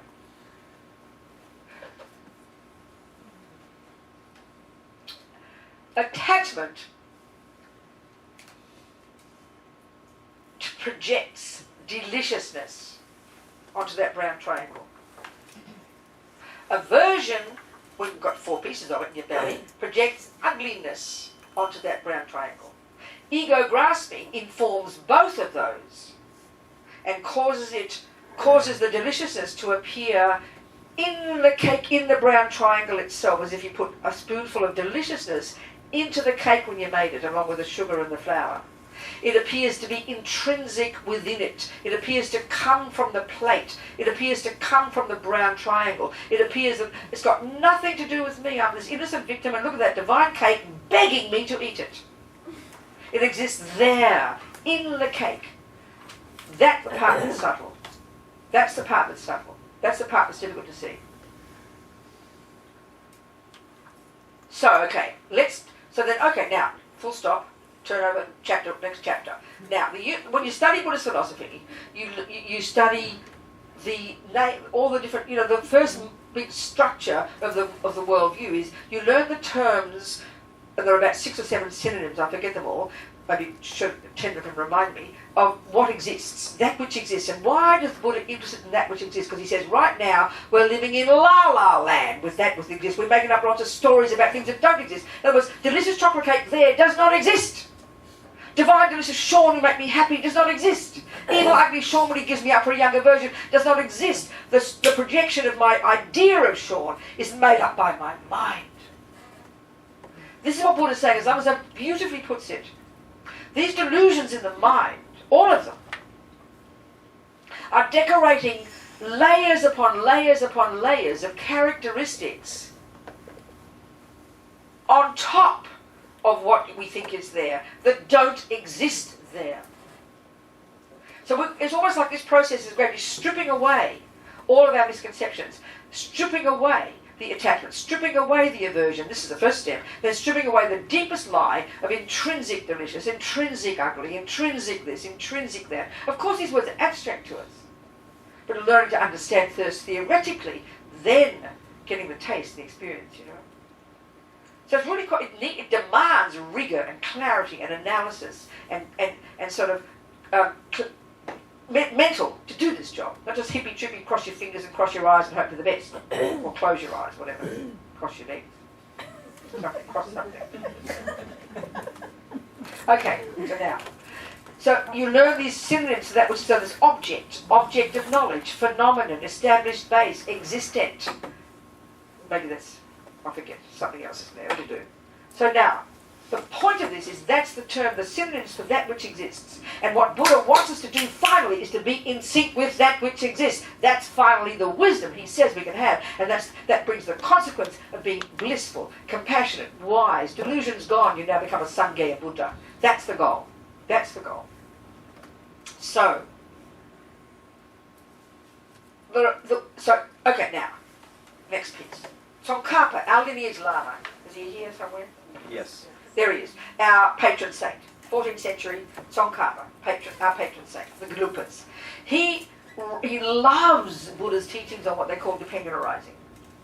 He loves Buddha's teachings on dependent. There's a beautiful text he wrote in praise of the Buddha for his blissful teachings on dependent arising. Why? Because dependent arising is the king of logic, as Lama Yeshe puts it, to prove emptiness.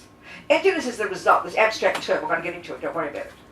So dependent arising is the king of logic. There's a whole series of logical reasons you can use to prove emptiness. This is the king of logic. This is the delicious one. So Tsongkhapa, he says it's really powerful to learn to understand reality in the framework of the two truths, they call it. There's ultimate and conventional. So these aren't separate things. This is the same way of describing the same thing. Each thing has its own conventional reality and its ultimate reality. One way of framing these two truths. So, okay. Now, there are billions of phenomena in this universe. This is a conventional reality. Conventionally, we know we live in a world of billions of things. So if Buddha's saying we're getting it wrong, how these things exist, we've got to first establish how things even exist conventionally before we begin to analyze and discuss how they exist. So one phenomenon is called a cup, one's called a thermos, one's called a this, one's a flower, one's called a person. So we are a person. We are an example of a person, a self, an I, a me. These words are synonymous.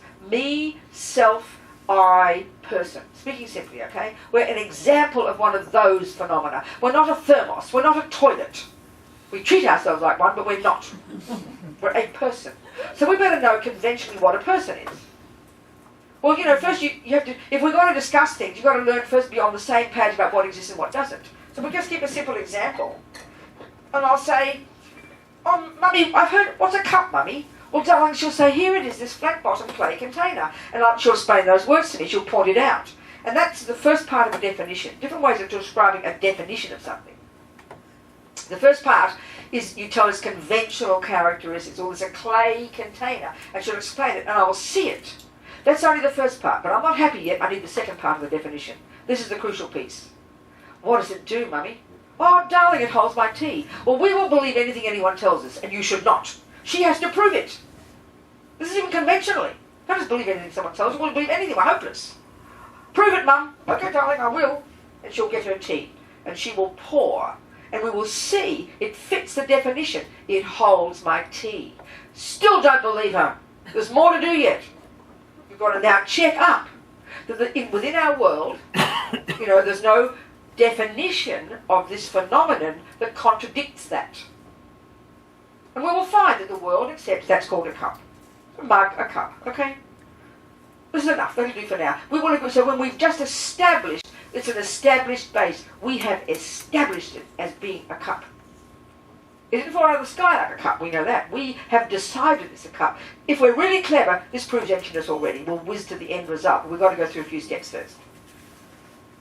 So we all now agree conventionally, this is a cup that holds your tea. Now, what happens is this. Because of this ego grasping, because of this primordial misconception, because of this delusion maripa that overstates everything, it will over-exaggerate the status of the cup automatically and spontaneously and instinctively and cause it to be an inherent cup, a real cup from its own side, like the cake. It exists out there, nothing to do with me. There it is, this cup. Someone else somehow made up a cup and there it is and I'm this innocent victim observing a cup. No, Buddha says. It does not have that character. So ultimately, this relatively, there is a cup that does hold tea. Ultimately, Buddha says, when we really realize this dependent arising business, we're going to discuss it more, this tells us, because it's a dependent arising, what does that mean? It means it exists in dependence upon various factors. And there's 3 levels of dependent arising. So the first one we've just talked about already is called karma. And that's an example of things exist in dependence upon causes and conditions. And that's called me. It's a powerful way to counteract ego grasping. Poor self-pity me who didn't ask to get born. It's not fair. You created yourself, baby. That's the dependent arising of you. Well, the dependent arising of this is all the causes that came together. Geshe Tekchok, my philosophy teacher, he used the example of the phenomenon called Robina, which of course is why I remember it. You understand? He said it can be said that everything in the universe, up to the first moment of Robina, is validly a cause and a condition for the existence of Robina. I thought that was pretty cosmic. But that's the argument, dependent arising at the first level of causes. So you start working out the causes of this cup. You will keep going back until the first second of this universe. Because everything you posit comes from a previous thing, which comes from a previous thing, which comes from this, which comes from that, which depends upon this, which depends upon that. In other words, it's proving that there's no cupness from its own side. There's no inherent cup that exists in isolation, in dependence upon nothing. No such thing can exist. And this is just the first level of causes. Now the second level is that things exist in dependence upon their bits and pieces, their parts. So each of these arguments is an argument that Buddha has taken to argue with the prevailing views of the time. So I'm kind of conflating these 2 here, causes and the second one called parts. To discuss the next phenomenon, let's use the phenomenon called I.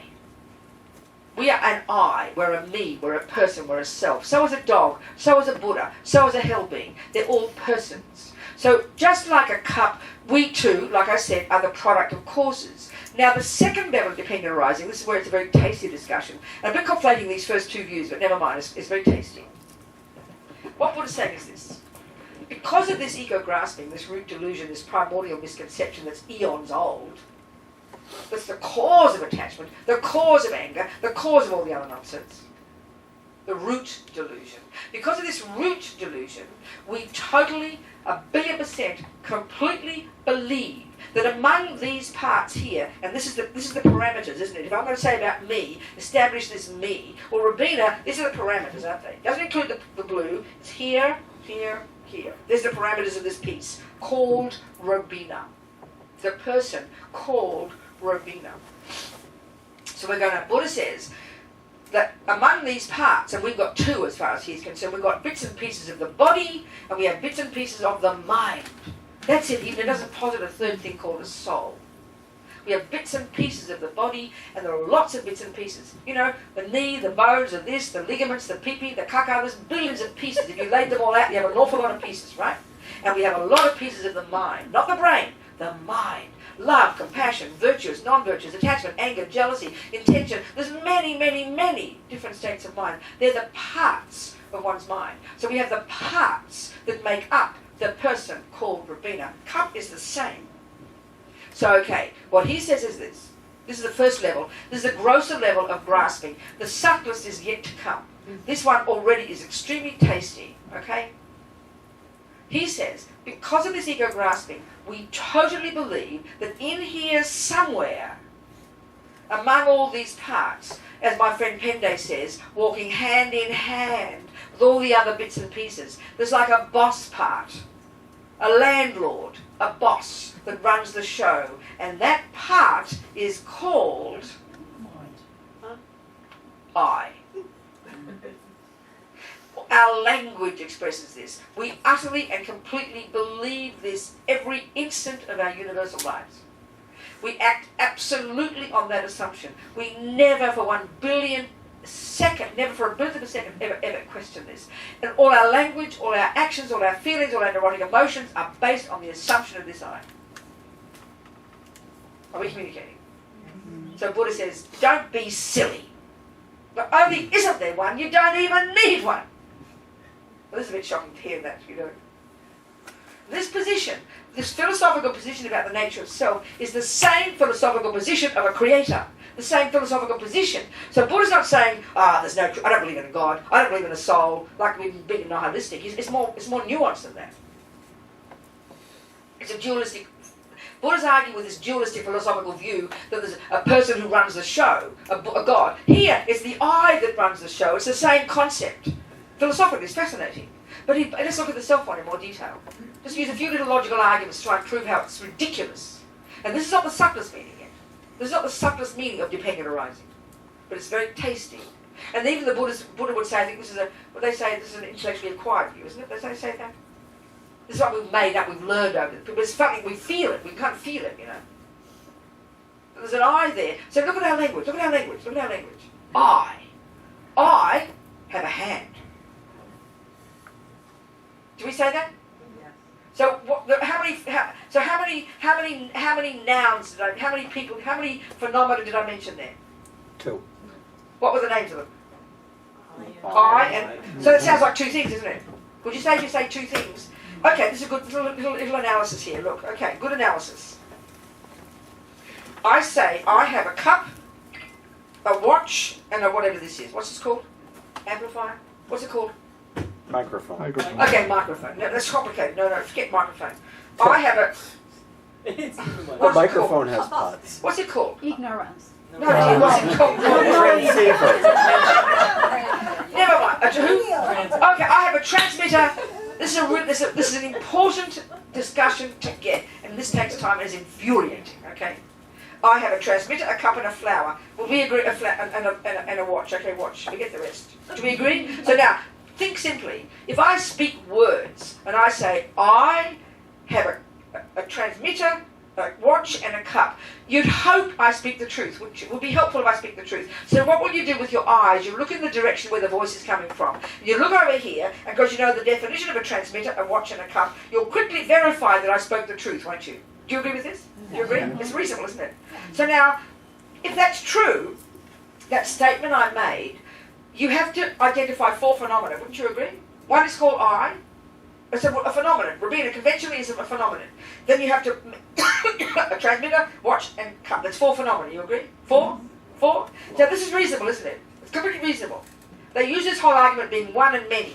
Listen, if I say I have a cup, clock, transmitter, that's 4 things. So that means obviously you've got to point out 4 phenomena that are separate from each other. That means in this context they don't depend upon each other for their function. Can we accept that? Yes. Can we accept that? That Robina's existence does not depend upon the watch, does it? She can walk out the door and she's fine. She won't collapse because there's no watch. Robina does not depend for her existence on a cup, a transmitter, or but when we have attachment, we think we do. That's what we're paying for when our other half runs away. Because we identify it as me. That's part of our problem with attachment, isn't it? But for Robina to function as Robina, a person, it doesn't depend upon these 3 phenomena. Do you agree with that? The watch does not need a cup there to function to tell the time, does it? Do you agree? And the transmitter does not need those other 2 or the 3. Are we getting the point here? This is sort of logical. We wouldn't ever spell it out this way, but it's logical, isn't it? You accept? So there are 4 phenomena that are separate from each other. They are meaning they are independent. They're independent of each other. We accept? Okay, good. Now I'll tell you another thing. I have a nose, a hand, and a foot. Now, without analysis, Buddha agrees that is a statement of truth. And you look over here, can you agree? Yeah. Robina does indeed have a hand, a nose and a foot. Here they are, right? Now listen to this.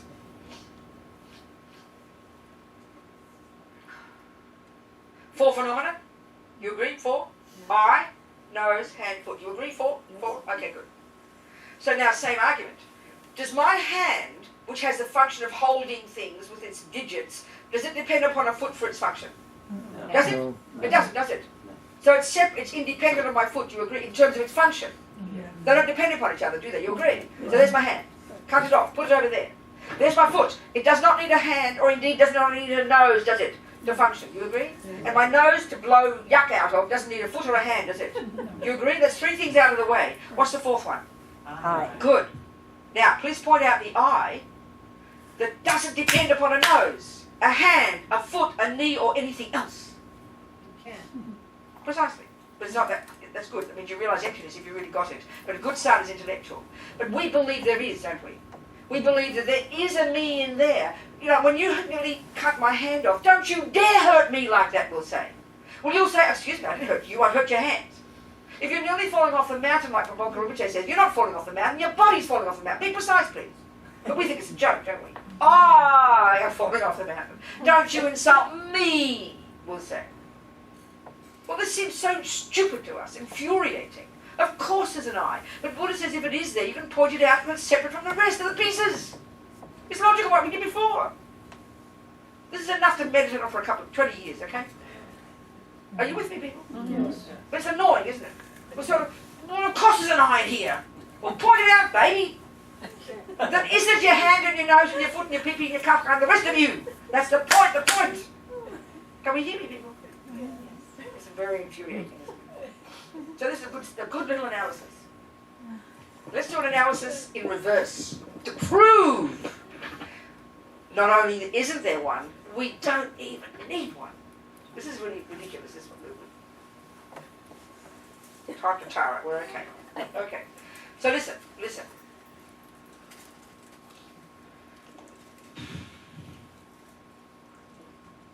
Do we all agree that this action is called I'm holding a cup with my right hand? Do you understand? Let's say I've lost my memory. And you try to train me again. Well, you'd really have a hard work. You have a lot of work to do to get me to train. You have to, first of all, you'd have to point out all the different pieces of my body that I've got to try and train again, wouldn't you? There's an awful lot of pieces of my body, isn't there, are involved in the simple action of holding a cup with my right hand. Do you agree with that? The fingers and this, and the pinky does this, and the thumb this, and then this, and the wrist, and the ankle, the elbow. There's many pieces. And if I really have to learn it all again because I've been paralysed, there'll be an enormous amount of hard work. I have to really analyse each piece and train each one. That's a lot of work. And you'd have a lot of pieces involved. Would you agree? And if you really wrote a definitive list, there'd be probably hundreds of pieces involved of the body. Do you accept that point? Now, the main player would be the mind, isn't it? If this is a dead body, don't bother, isn't it? Do you know my point? So clearly, the main player here is the mind. So what are the pieces of the mind? We're not used to thinking this way, but they're your thoughts, okay? Now, the first lot, there's intention. I have to have intention every second. I will do this, I will do that, I will listen to you. That's a huge one. Intention. Then I've got to pay attention. Another one's called intention. Another one's called concentration. Another one's called mindfulness. I've got to have so many parts of my mechanics of the mind all working overtime. Do you agree with this? Many parts of my mind. Do you agree with this? Yes. Now, probably love and compassion don't play much of a role here. They're not. They're mainly the mechanical sides. Intention, concentration, really having to train those parts of my mind. Do you agree? Intention especially. Now, okay, if you really wrote down all these pieces of the body, all the pieces of the mind, you could actually end up with a definitive list of all the pieces in place, like doing all the plan of a whole entire house, all the pieces that make up the house. You agree with what I'm saying here? Are you following me? You're walking out the door in the middle of dependent arising and emptiness. What are you doing? Where are you going? Oh, you have to go. Okay, better go to the bathroom. That shows you created obstacles to realise emptiness just by walking out in the middle. Never mind, it's her doing. She can wait. It's okay. Yeah, sorry. I didn't let you go to the bathroom, did I? Forgive me. We're nearly finished, okay? So, are we sort of communicating so far? Yes. You'd have a big list of many bits, wouldn't you? Many bits of the mind and many bits of the body. Are you really clear here? Yes. And you could have a definitive list if you really worked hard, especially if you're an anatomist for the body and a psychologist for the mind. Now the point is this. Now we come to the question. Now we come to the point. Okay, sorry. Each of those pieces would all have their job, wouldn't they? The thumb does this. The intention does that. The concentration does this. The mindfulness does that. Each has their job, don't they? You get my point? Like in a plan of a house, the nail does a job, the wood does a job, the roof does a job. All these pieces have their own job. And if you really did an analysis, you'd be very precise about this, could you not? You with me, people? You with me? Now, the question is, what role is left over in the action of Robina holding a cup in her right hand? What role is left that the other pieces aren't doing for the poor little eye? What role is left over for the eye? What role is left for the piece we believe exists called I? What role is left that the other pieces aren't doing? So make some ideas. Tell me some thoughts. What do you think? Decision. What? Decision. Decision, good. So is decision a state of mind? Yes. Okay, that's part of the mind. We've covered that. Decision is mind. Intention. Decision or intention is intention. And that's the meaning of karma. It's the first step. I will. So that's covered. It's already the mind. That's called the mind. Any other ideas? No. Sorry? The desire. That's called the mind. That's part of the mind. That's covered in the mind. Any other piece? Any other job? No, really, keep going. Keep going. Volition. Huh? Volition is the mind. That's covered. We're talking about a piece called a self that's not the body and not the mind, people. You've got to remember this. A self is not the body and not the mind. Remember this. And that's what we think of the soul. We say body, mind, and soul. This is the meaning here. This is the Hindus say, so the Christians say, there is a piece that isn't the mind, isn't the body, that is a special extra piece. Buddha says there's not this extra piece. That's his point. So what role is there left for the special precious piece called I? That we think. Huh? Nothing. It's easy to hear it, but can you hear it? It should blow our mind. You should get a realization that realize emptiness immediately. You have to see the cup. Huh? Don't you have to see the Oh, cup? that's eye consciousness. I forgot the sensory. That's eye consciousness. So, That's this part. Then you have the tactile consciousness. so why am I not realizing emptiness? Because really good. You ask good questions, Jack. Because for eons we believed in this lie.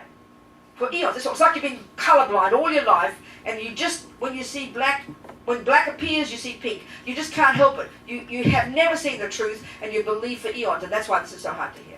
That's all, because we believe for eons. And not only do we believe in it, but this is the point the Buddha is saying, these beliefs in our mind actually cause the things to appear like that. So we're completely caught up in our own karmic appearances, as Lama-Zopa says. And this is the part that's so profound and so hard. Not only do we believe in the lies, but these lies have created the lie in front of us, and it appears back to us like a lie. So we're like locked in this lie. We're like locked in these lies. But this is what, you see, this is the approach. This is, okay. I mentioned, I'm finishing everything. It's coming out in October from Wisdom. Beautiful, precious, marvellous book by Namiyeshi on Mahamudra. This beautiful method to realising emptiness, which actually is a more advanced method, but we all think it's easier because it seems less complicated. But it's actually an amazing method. It's so blissful the way Lama talks, and it's completely about experience. So you could say there's this other approach to realising emptiness. Here we're using the typical way we learn everything. You learn the theories first, and then you play the piano. We get that. You learn the recipes first, then you make the cake. This actual method, which we kind of think is cute and easy, but is actually more advanced, is where you go straight to the piano and you start to play Bach. It's actually almost impossible. But really, Mahamudra, as Lama says, quoting Panchen Lama, the traditional method, as Lama said he learned in the monasteries, is this one. You start with the theories, you do the analysis, you do the debates, and then it will trigger in meditation an experience of emptiness. It leads to it. But there's other approaches. You go straight to attempting to focus on the mind, because mind is the object in Mahamudra, and begun to realise the emptiness of it. It's a much more sophisticated method, although it appears easy. But Lama, in his marvellous style, makes it easy, makes it doable, makes it encouraging. It's a very beautiful book, I tell you. So here we're discussing the traditional one, which is we need to do. Even my friend Venerable Robina, who's an amazing meditator, he's a holy being. I'm sure I don't know if he's a holy being, but he's not like Mr. Trump. He also looks like a holy being, Wolfgang. So it's easier if we have a holy being who looks like a holy being. This is our friend Venerable Robina. He's been a meditator for like 35 years. You know, he's incredible. That's such a long sentence, I forget why I started it. Why don't I say that, for God's sake? I know, but why don't I say it? The eye. I know. Lama-Zopa. Direct. Thank you. Sorry, I lost the plot. I completely lost the plot. You want I don't cancel. We're running out of time. Okay. So the point is, Buddha says, intuitively, instinctively, primordially, spontaneously, because we say, our dualistic words say, I have a hand. Buddha says, you see, conventionally, it's true. There is a hand on the person known as Robina. But because we overstate, when we hear the word I, we overstate its meaning. We embellish it. We put not nuts and bolts, we put bells and whistles, you understand, on top of the I that aren't there. As Amazoba says, delusions decorate on top of what is there. Layers upon layers of things that aren't there. So we're not trying to throw out the I, and we're not trying to say there's nothing existing. So this is the tricky bit now about the dependent arising, the two truths. We'll talk a bit longer, we'll see how much as you can take, okay, there's things to say. So the other approach to all this is this. Because we have this ego grasping that believes primordially in this separate, inherent, intrinsic, in and of itself, I-ness, like a boss that runs the show, speaking very simply, which implies more than one thing. I does this, I have that. Then when we hear in the two truths, as Alonso puts it, that from the side of the eye, or the cup, same thing, it refers to all phenomena, that if when he says, if we understand emptiness, that there is nothing from the side of the cup, there is nothing that makes it the cup.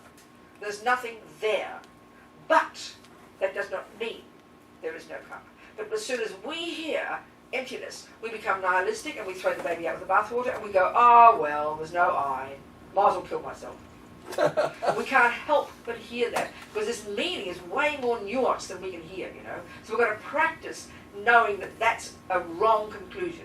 That's the extreme view. We fall into the abyss of nihilism, as Tsongkhapa says. The abyss of nihilism. When we hear there's no cup from its own side, there's no I from its own side, we can't hear it in the right way. So we hear it means there is no cup. Then when we hear dependent arising, hey guys, there is a cup that does function, that holds your tea, we go, oh thank God there is something. Grasp. So we over-embellish. And this is the other extreme view that puts something on top of what is there. Here we take too much off, here we put too much on. So we have the two extreme views of nihilism and eternalism, they call it. So we've got to get this middle way, which is here in the middle, between these two. So that's why Tsongkhapa says the most marvellous way, just in daily life, thinking, when we hear there is nothing from its own side, we go, ha-ha, Robina, and we go into the middle way and we say, that means it's a dependent arising cup. And as soon as we over-embellish the cupness and reify and go, there is a cup that exists from its own side, no. Being a dependent arising cup, and you go into the middle way, that says there is no cup from its own side. So in reality, there being no cup from its own side, and there being a cup that functions, that holds tea, they come to the same thing. And finally, when you've got these two simultaneously, that's when you're a Buddha. Finally. The two truths become unified in your mind, you know. They say like this. So the powerful practice in daily life is to refrain from the instinctive nihilistic conclusion, therefore there's no I, and realize there is a dependent arising I, and as soon as we over-embellish the dependent arising I and think, thank God there's something there after all, no, that means there's no I from its own side. These two that appear to us now as contradictory, in reality come to the same thing. This is really powerful practice. This is fantastic for our mind. Then you'll never fall into the abyss of the great mistake, and you'll never do the reification one. So you could argue that the Christian teachings, the Muslim teachings, the Hindu teachings, they are an example of this philosophy, of eternalism. That there is something intrinsic there. There is something. And it's above, it's holy, it's special, it's on its own, it's something there, permanent, uncaused, and intrinsic. No, Buddha says, it's too much. And over here, emptiness, the nihilistic one, you could argue, in ordinary daily life is our there's nothing. The materialist world, there is nothing. No wonder we all kill ourselves, you know. It's despair. There's no causes, there's nothing. It's just pot luck, good luck, bit of material, get born and die. This is the nihilistic, you could argue, the nihilistic position. Not quite. Even the better way is, never mind the other one, don't worry, that's in this one. So we go between these two extremes all the time, and that's bipolar, Sean. And we're all bipolar, to you because you're special, you've got a bloody label with capital letters. Don't think you're special. We're all bipolar, baby. And I mean it, Sean. But analyse what I'm saying. Do you understand? Yes. Well, he always says yes. If he said no, you'd probably be shocked. Wait, just a sec. Okay, I have to say more. These words. The word emptiness completely throws us. So let's analyse it, please. There's another another new chapter, okay? Okay. Okay. Okay. We will go, oh, look, my cup's empty. Don't we say that? So we know what it means, don't we? It's something that does exist that lacks something else, called my tea, isn't it? Do you agree? Do you understand? You look in your bank, oh, God, my bank account's empty, we will say, won't we? We know it means of dollars. There is a bank account that does exist that has no dollars. Do you agree with this? Do you accept this? Do we understand this? We talk like this. You look in the room. Oh, the room's empty. We mean of people. So we talk this way. It's very casual. It's not new. Well, then guess what? Buddha says everything's empty. Well, clearly not of dollars, not of tea, and not of people. So what's he saying things lack? You get the point of what I'm saying? He says everything's empty. Everything lacks. What? Empty is a shorthand. My cup's empty is shorthand because we know cups hold tea. You don't spell it out. If you didn't know tea existed, you'd have to spell it out. My cup doesn't have any tea in it. It's a shorthand. Well, the same with Buddha. Everything's empty. Of what? Delusion. No. Who said that? Where are you? She said it. Oh, Peggy, no. I'm not asking you. I'm just doing it rhetorical. I'm going to give you the answer. Because we've got no time to argue too much, so I'll tell you. So Buddha's telling us everything lacks a type of existence that we think things have. Okay? Everything lacks a type of existence that we, because of ego grasping, we think everything has, which is this intrinsic character. Of course, it's abstract to us. Who ever thought that things were inherent? Buddha says everything lacks inherent existence. Who cares, we'll say? Who's ever heard of inherent existence? But we all heard of tea, we all heard of money and people, so we get it. But the part of the problem is we've got to first establish what he means by inherent existence, so we know that how things lack it. So we can't just, you've got to work out that first. But he says basically everything doesn't exist inherently. Everything lacks that type of existence. So why is he telling us that? Because he says we think things have that. We don't know we think have that. So we've got to think through this stuff. We don't realise, due to ego grasping, that we are imposing on things a layer upon layer of characteristics that don't exist there. So attachment lies and sees deliciousness. That's it. So you could say, attachment, the delusion embellishes deliciousness onto something. Anger embellishes ugliness onto something. Ego grasping embellishes intrinsic nature onto something. Yet we don't get that, so we have to learn what it means. So therefore the word emptiness is not some abstract something. It doesn't mean nothing. So let me use a good example. Let's say Jackie looks at her bank account and she knows there's $10,000 there. Let's say. Any number, it doesn't matter. She's convinced because she saved it up. She's seeing it grow every month. She's now ready to come on pilgrimage with me to in India, to go to Cobham again and go to India and see the place of Lord Buddha. She's so excited, and she looks in the bank about to spend her money, and she sees 0 written there. Okay? Now, she won't say, oh, look at that, no money in my bank. She will go, oh my God, where's my $10,000? Wouldn't she do that? Why would she act like that? Why? This is the point now. Why would she get a shock? Conditioning?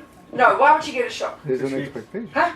She had the expectation Yeah, that's the it. money There was you there. go. Very simple. She built up a story in her mind. She's built it up, built it up, built it up, built it up, believes it, 100% believes, 1,000,000,000% believes there is $10,000 in my bank account. Get my point? She will get the shock of her life when she sees 0. Now, if she asks me to look in the bank, how much is in my bank? Just check the amount, Robina. And I'll say, oh, naught. Because I don't expect $10,000, then I won't be surprised. Why? Now, I'm getting to my point now. So now, go back to this business of everything that exists in the universe is called a phenomenon. You with me? This is an important point, please. Yeah. Whatever exists is a phenomenon. Whatever exists is an existent. So, Jackie will say, oh my God, where's my $10,000? Let's turn that into a phenomenon. That her mind always has a thing it cognizes. Mind is subject, it always has an object.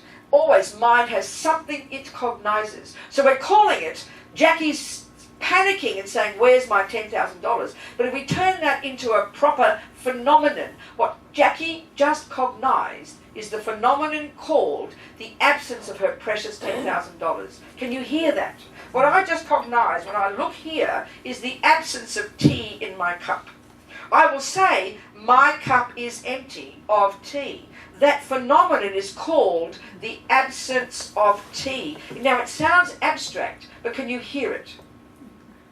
If Sean has been married to me for 57 years, and one day he leaves a note and he's gone off with the younger version, the 72-year-old, do you understand? I will come home and I will be absolutely shocked, won't I?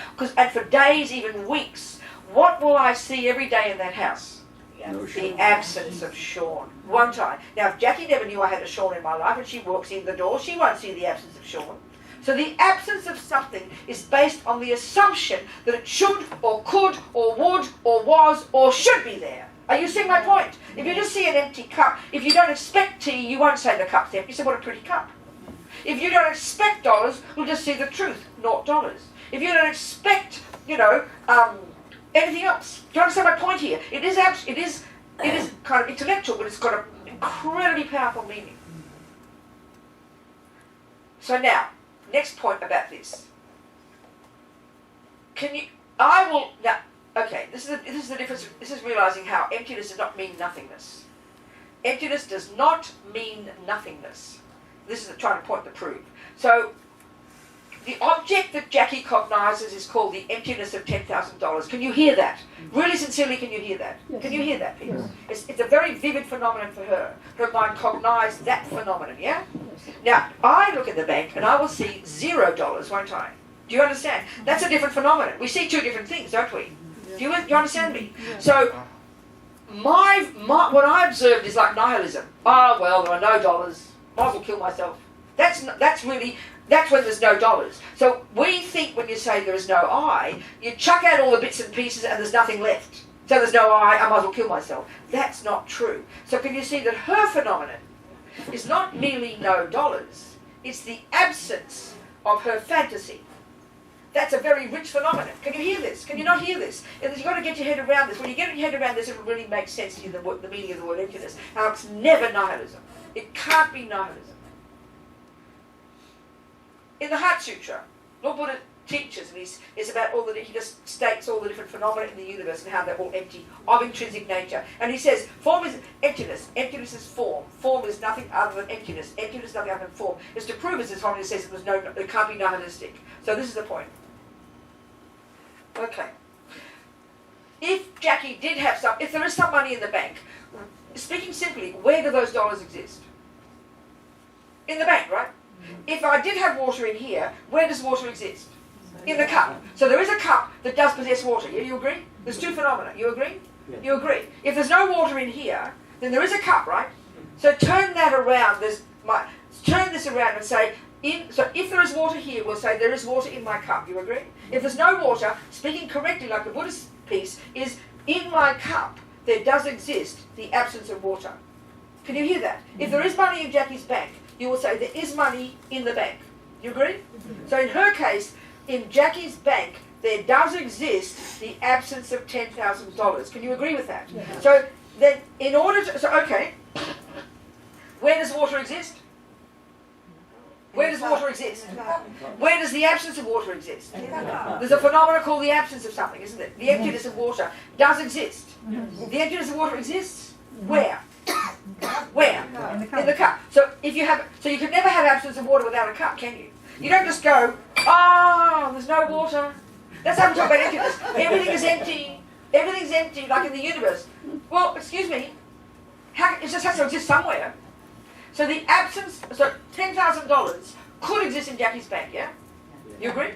So there has to be a bank for there to be $20,000. You can't just say there is $20,000. You've got to place it somewhere, don't you? Do you agree with that? Do you agree with that? Yes. Do you agree with that?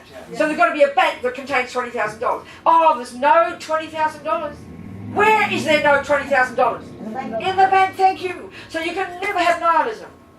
You've got to have a bank to have $20,000. You've got to have a bank to have the absence of $20,000. So form, form is one of the 5 aggregates. It's the first that Buddha describes of this stuff called the 5 things that make us up. So wherever there's form or body, there is emptiness of inherent form.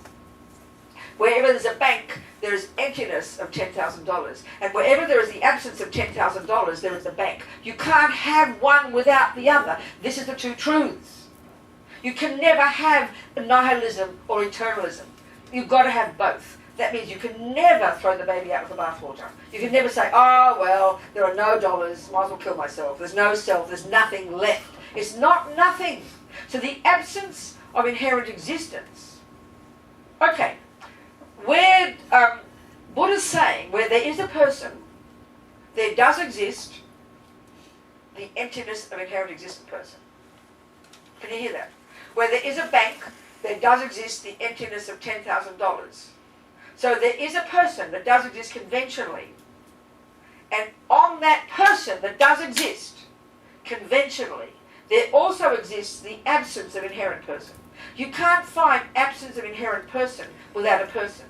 And you can't have a person without the absence of inherent person. So the 2 truths have to go together, have to come together. So it's never nihilism. It can't be. These are just words. We've got to get used to them. Then we know how to use the words properly. So emptiness doesn't mean there's no I. As Lama says, when we've realized the emptiness of the inherent I, the fantasy I we've made up, when we've realized that here, among the components of I, the aggregates, when we've realized that among the components of I, the aggregates, that there is no piece called inherent I. It's as if there is no I. But there is, conventionally. But what does exist, he says, is so subtle, it's as if there's no I. So this is getting the 2 truths together. Then you can never become nihilistic. You can never chuck the baby out with the bathwater. But this is kind of nuanced. And you've got to hear the words and learn them slowly and get put meat on the bones of the words. Then you can speak them properly. Instead of us going, oh, I've been thinking about interest for 30 years, I don't know what it is. Give me the definition. Oh, I can't do that. Well, how can you be thinking about it for 30 years if you can't even define it? It's like ridiculous. You've got to define it first. Speak the words. Learn how to use them. Then you can start to contemplate the meaning of the word. But if you get the meaning wrong, you'll never get emptiness till the cows come home. Are we communicating? Yes. Okay, that's enough for emptiness, I think. Any questions? Thank you, sir. Yeah. Yes, darling. Hi. What part of us creates karma, and do we create karma independently Of what? Independently of what? of others? Can you learn the piano without me learning the piano? Yes. Okay, well then you do things independently, don't you? Yes. You decide, and what part of you creates karma is the whole process, starting with intention. Then you have to pay attention. Then you have to find a teacher and a piano and the music, and you have to concentrate. So all your bits and pieces of your mind, starting with the wish to learn piano, all work together hand in hand to you to play the piano. It's a dependent arising. Many parts of you work together to play the piano, to be angry, to be jealous, to kill, to lie. It's the same. Do you understand? Yes. Yeah, good. Okay. Dependent arising. Any other questions? Yes. Where are you? Yes, Jack. So, if there is no inherently existent I, Yes. to what does karma accumulate to? I. There's a dependent arising I. Okay. So this is the tricky bit. We've got to realise, they say it like this, it's kind of like there's 2 I's. There's the right one and the one that we made up. So it's not as if there's no I period, but there isn't an inherent I, there's a dependent arising I, and they're the pieces we've got to get clear about. So there is an I that does exist. So speaking simple language, my cup holds my tea, right? We agree. It's a simple, ordinary communication together. My cup has, no, even more simple, my cup, forget the tea, my cup has a base. Do you accept that, conventionally speaking? My Yes. cup does have a base. Do you agree? Yes. Do you agree? Now we overstate it and think there's an inherent cup there. But all Buddha's saying is it's dependent upon its parts. So one of the parts is a base. So if you separate the base away, do you have a cup left? Not a very good one. No, you don't have a cup. It won't hold anything. So a cup does have a base, which sounds like two words, but a cup exists in dependence upon the base, and you can't separate the base from the cup. That's where they are interdependent. Whereas you can separate, from the point of view of Robina, I can separate the function of foot from the function of hand. I can cut those pieces off, but I can't separate I can't separate the function of foot from the eye. So I can say my cup has a base, which is a valid statement, dependent arising. But we think there's a real cup and a real base. We think there's two things. You take the base, you have neither a base nor a cup. So it's a dependent arising cup. So there is a cup that does exist interdependently. There isn't a cup that's independent. These are the words to get used to. So it's the interdependent I that creates karma, that goes from life to life, that has good, and everything is the same as the I, everything is interdependent. In terms of causes, in terms of parts, and the one we didn't even get into yet, the third one, the sunless one, which we haven't even gone into yet, which depends upon the label I. Okay, thank you. So we've got to get used to the words, get used to the usage of these words, that's all. And first intellectually get some comprehension. That's the first step. Then it goes deeper. Do you understand? So there is a dependent arising I that does exist. And the label in this life is Jack, right?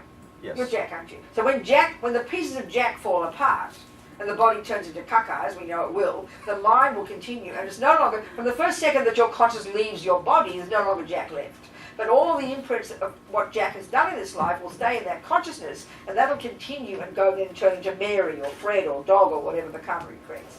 So the I, in a sense, the basis of I is always the very fundamental consciousness. The conscious will is the basic one. That is the basis of the label I, and that continues life after life.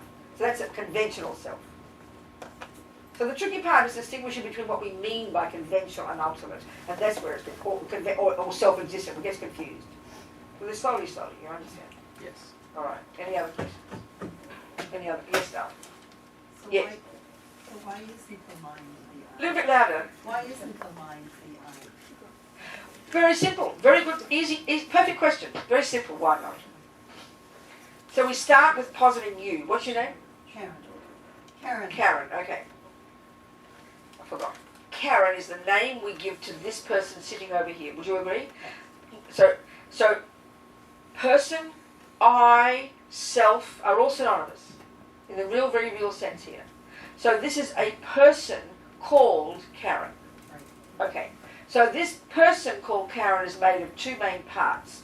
There's bits of the body and bits of the mind. Do you agree? So your mind is a component of your person. So how can your component of your person be the person? Then you would never, that means they're the one thing. That means you're suggesting that mind is the I, in which case there's not two phenomena, there is only one phenomenon, and you've got to make up your mind. So there for you, they're synonymous. You cannot say, I have a mind. That's two phenomena. You just said, I is the mind. Well, make up your mind. Are they the same? They're utterly the same. They're absolutely the same. There can never be a distinction. So you'd never say, I have a mind. You couldn't. It's not possible, because they're two separate phenomena, and you have to point them out separate. So your I can't be the mind. You hear, because mind is one of the phenomena of I. It's a component of I. So it's two things, is it not? Can you hear that? These are the things they talk about, one and many. These discussions, and it kind of takes a while to hear, so silly in the beginning. We've got to think this through, you know. And mostly we do think the mind. Or the biggest one we usually say is it's the boss that runs the show. And that's the concept of a creator running the universe. Or the concept of the okay, I didn't finish. Oh yeah, I did. So the one about the holding the cup. We are really convinced that there's a person, sort of a boss there that makes the intention, a boss that does the holding, a boss that does the deciding. That's how we think, and that's the creator of the universe, and that's the creator of us. We think there's a piece that runs the show, and we really believe it needs that. Whereas the Buddha says all the bits do fine working together. We don't need a boss. All the components of this universe, the selves, the persons in the universe, do fine creating their own happiness and their own suffering. It's a very kind of a very primordial kind of concept, very fascinating. But we don't need a boss. We don't need a special I to run the show. The bits and pieces do fine on their own. You could say. So all of the pieces working together is the I. No, all the pieces working together is the basis of the label I. It's not the eye, strictly speaking. Best to say, the basis, the bits and pieces, are the basis of the label eye. There's no eye. It's the basis of the label eye. So as Lama Zopa said, this is a beautiful story about Lama Zopa. I can tell you this. If you have to go, please go. But it won't be long soon. I won't be fit. It won't be long. If you have to go, please go. This beautiful story about Rinpoche. He was a Sherpa. He is a Sherpa. And he was. This is also my advertisement. My advertisement. It's not there, the postcard. The postcard out there is for the pilgrimage in October, which we've been doing since 2001, the Helps Our Prison project. It's a really special experience to go to India, a lot of holy places of Lord Buddha. It's very amazing. And everyone has a marvellous time. We all stay in the nicest places, it's gorgeous. So this other one we started 2 years ago is a trek up to Laudo, which is Lama Zopa's cave from his past life. He was a Sherpa, a meditator, a humble meditator, Kunsang Yeshe, who passed away as a great Vajrayana yogi, who then chose his future life, and then this is a current life, and he got known later on as called Tupten Zopa. So when he was I was up there recently, this trek we do that raises money for Rinpoche's place up there. He wants to build a pure land for Guru Rinpoche. So we had a group of people last year, 32, another group this year. And I was sort of, I'll walk up the mountains. I got the shock of my life. I've never walked up a mountain in my life. It's 4,500 metres, 14,000 feet. I mean, I couldn't cope, you know. Anyway, other old people came because they thought if I can do it, they can do it. So I had to be a good example, you know. I was so shocked though. I never even walk up a hill, I promise. Never mind, I managed. I'm going to even do it next year as well. So the point is here, Laudo's is very special, 40,000 feet up. Many of our friends, like our meditator friends, Harry, for example, is an amazing American guy who's a holy being, quite sure, you know, feels like, based on the experiences you hear about him. He's a very amazing, he's got a cave up there. Our friend Mary, she has a cave up there. So Lama Zopa's been his past life. So there's a retreat centre now. You go up there, people do retreats and stuff. So the point is, I was talking to his sister, who's like 78. She's been running this place since she was like, you know, for 70 years, up and down these mountains. And they work so hard, these Sherpas, you just can't imagine, you know. It's exhausting for us. It's just exhausting, but that's their life. They're incredible. So she was telling me the stories about Lama Zopa. Little stories, right? That when he was tiny, from the time he could crawl, as soon as Mummy turned her back, Zopa's gone. They find him crawling up the mountain. And they get to this, which they knew led to the cave of the previous Lama, the Laudo Lama. And it was quite a way up. And there's a little spot where they called the resting place. When he used to walk down in the past, we always stop at this resting place. They'd always find little Zopa as a baby, either crawled up there or asleep at the resting place. They'd drag him home. Then he got older. And she said he used to play the games of being a Lama. He'd always sit on a box and have mud pie dodges and bells and always show the role of a Lama. He wouldn't eat with the other kids. He kind of like, you know, he's a Lama, you know. He's little. He would announce his benefactors would be coming. From his benefactors of his past life. By the time he could walk, he's up the mountain. Come home. No, that is my home. So the sister said she was like 6. She used to be infuriate her. Mummy would tell him all these stories and threaten him that the spirits would come and get him. He didn't care. The moon will come down and get you. That made him a bit nervous, she said. So anyway, he's said to be the reincarnation. So eventually, his behaviour that seemed to indicate, you know, he's familiar with who he was, blah, blah. So they checked with the local Lamas, they did the divinations, and it came out, yeah, he seems to be the reincarnation of the Laudo Lama. So then he's sent off to the monastery, he's given a manager. They're very professional, these people. They're very wonderful. So he told this story years later, and I love this story. He's up in the mountains, he was 8 years old. This is about 1952 or something. But he's never met white people, okay? So he's over there, he's in a monastery way up. In what's that place called? Wolfing, something, I forget, it doesn't matter. The big river, and these rickety bridges they have, they're metal, but they're really scary. They walk, they go back and forth. So he wants to meet these weird people across the other side of the river. He says they're pale-faced, with pale eyes and straw-coloured hair. Well, it sounds like Swedes, doesn't it? But generally they were white people, and he never met white people before, so he wanted to meet them. It ends up most of his students became white people later. So anyway, the point is, he's going across with his bowl of potatoes. You don't go empty-handed. Sherpas like their potatoes. So he falls into the river. Of course, they don't teach him swimming up there. So he's drowning, basically. And this is how he told the story. This is getting to the point. He said, the head, not my head, the head came to the surface for air.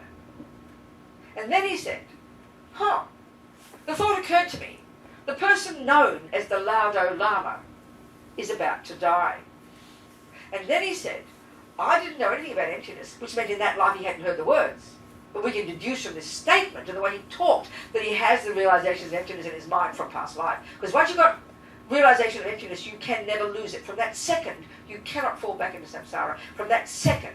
The Buddha says we've had realizations countless lives. We've had realizations of we've had siddhis, we've had clairvoyance, we've had concentration, where it's been amazing. We can even have had bodhicitta. You can lose bodhicitta until a certain level.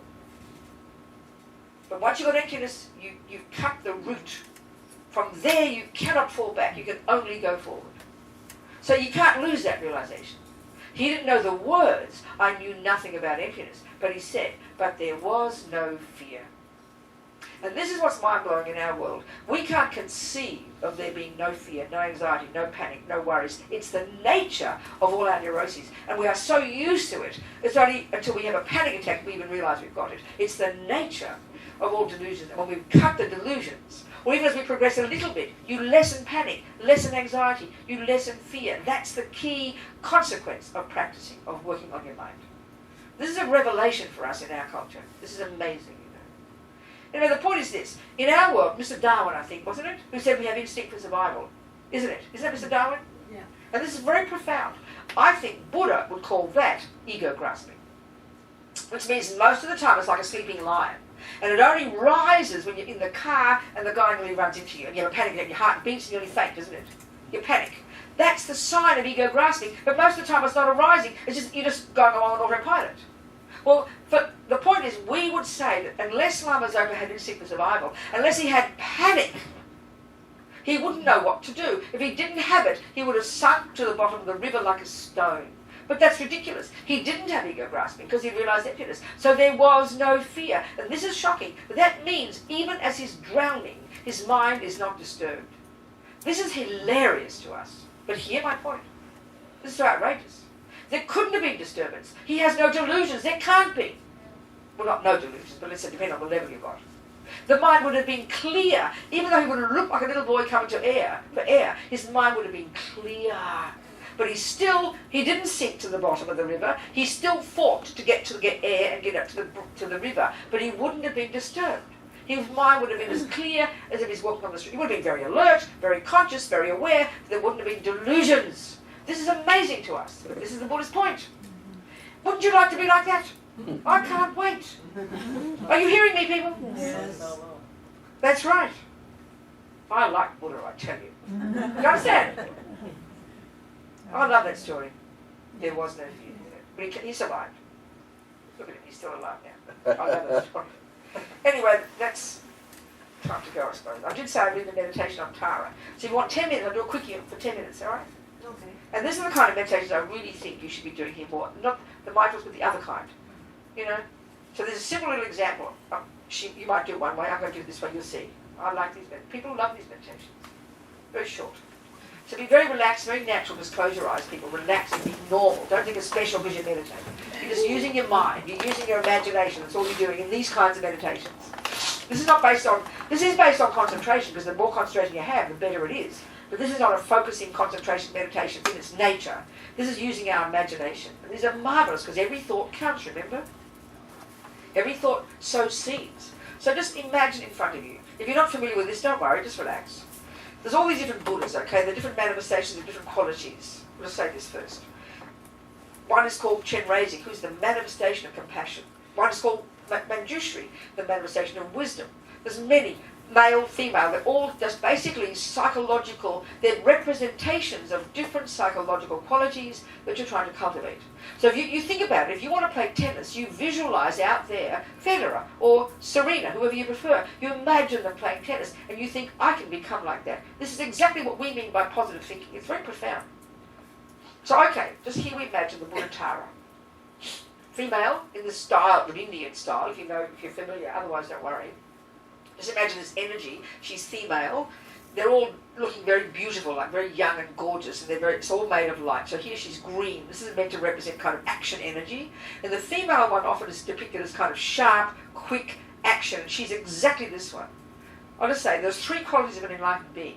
Compassion, which is the wish to help. There's wisdom, which is the ability to know how to help. And then there's the ability to do it itself. There's action energy, success energy, This is represented by Tara. So just imagine this energy in front. She's green, very radiant, very blissful, personified as a female, sitting on a beautiful lotus. And she's got all the enlightened qualities, but she's manifesting in this particular one of power, action, courage, success, optimism. And we all need it, whether we're girls or boys, you know. It's just a depiction of a quality. We badly need this success, this courage, this optimism. I can do it, in other words. So just visualize she represents that.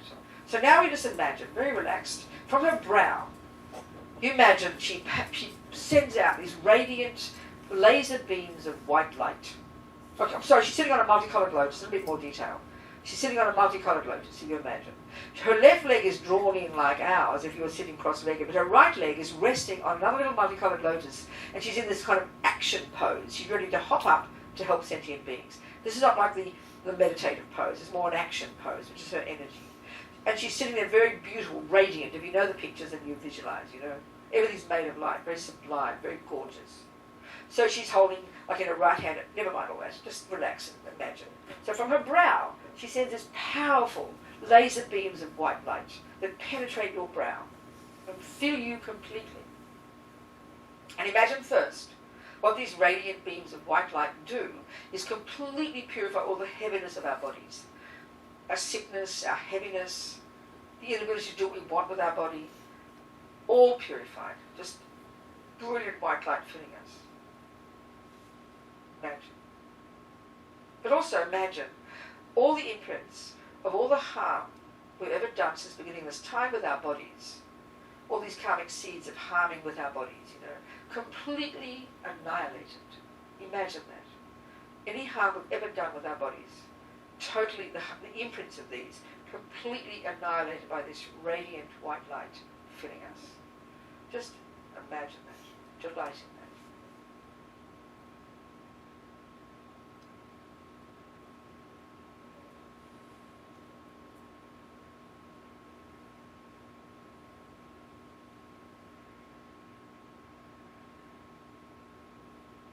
And now she very happily again sends radiant laser beams of white light from her brow that penetrate your brow, instantly filling you now with your marvelous potential. Thinking even in this life, just ability such that whatever you do with your body, whoever you see, whoever smells you, tastes you, touches you, whatever you do with your body, can only be of benefit to others. Can you imagine this? Like the great bodhisattvas, like the Buddhas, my potential to only benefit others with my body, full of this marvelous potential. Imagine this. Full of this white light.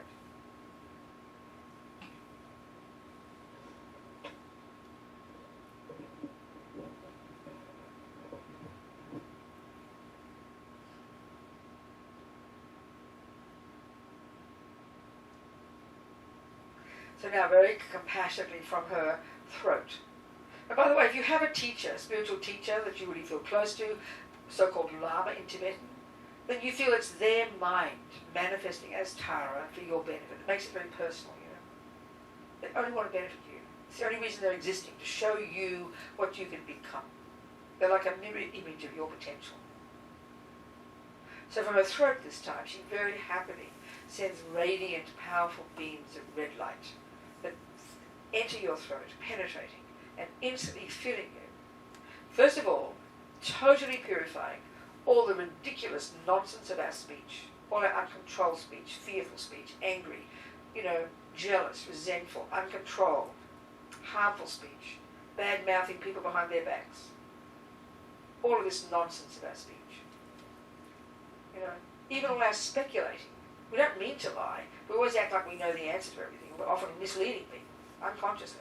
Imagine all this nonsense of our speech that creates so much mess, you know, that harms us as well.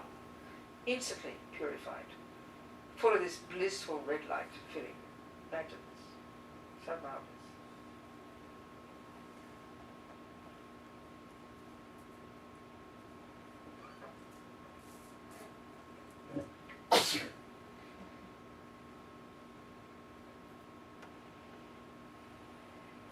And then again from her throat. I'm doing it a bit quickly, but you get the idea. From her throat, she again sends these blissful laser beams of red light that penetrate your throat, fill you completely. And this time, fill you with what? But your potential. What else? your marvelous, effortless potential, what they call the power of speech. This is the main gift of the Buddha, such that you imagine having this, such that any sound you utter, whatever words you say, even just good morning, even just your laugh, whatever sound you utter will be of benefit to whoever hears you. The birds, the ants, the humans, the dogs. Can you imagine this? That every word you say, even if it's just friendly chat, doesn't have to be serious stuff, is of benefit to whoever hears you. This is profound. Our marvellous potential to be of benefit to others with our speech. And you need this, especially if your job is to do with speech. If you benefit others with your speech, this is powerful, because then you'll have power. People will listen to you. People will respect your words. And this comes from practice, from harnessing our speech and from purifying our minds. Full of the power of speech, this marvellous red light. Your own potential.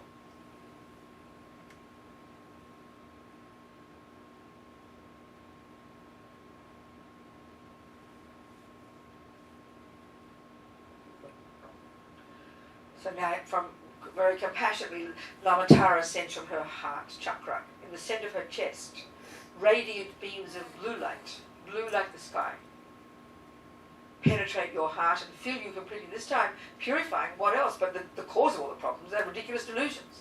Ego grasping that misconceives our own self and everything else, then the attachment to get what that ridiculous self wants, then the panic attack, anger and fear and aversion and drama when it doesn't, and all the other nonsense, the jealousy, the arrogance and all the rest.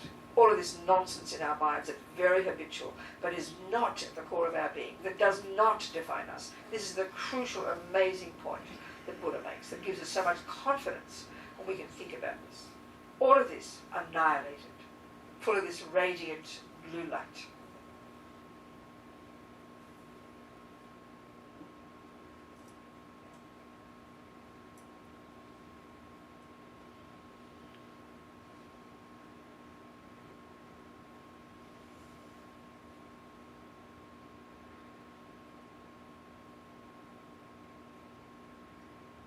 And now, again, precious Lama Tara sends very happily, very compassionately, these beams of blue light that enter our heart, fill us completely with nothing else but our potential. This is all that's left, which is at the core of our being, our wisdom, our clarity that sees things as they are, our bliss, our compassion, our kindness, our contentment.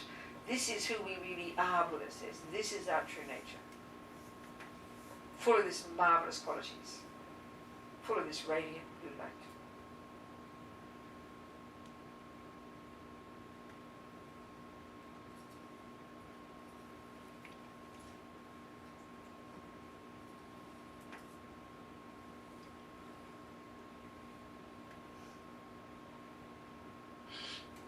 Now, very happily, Lama Tara sends these three lights simultaneously, white from her brow, red from her throat, blue from her heart. And what this does is remove even the subtlest impulse. It's like a second rinse. It removes even the subtlest imprints of any of the nonsense, and this manifests our Buddhahood.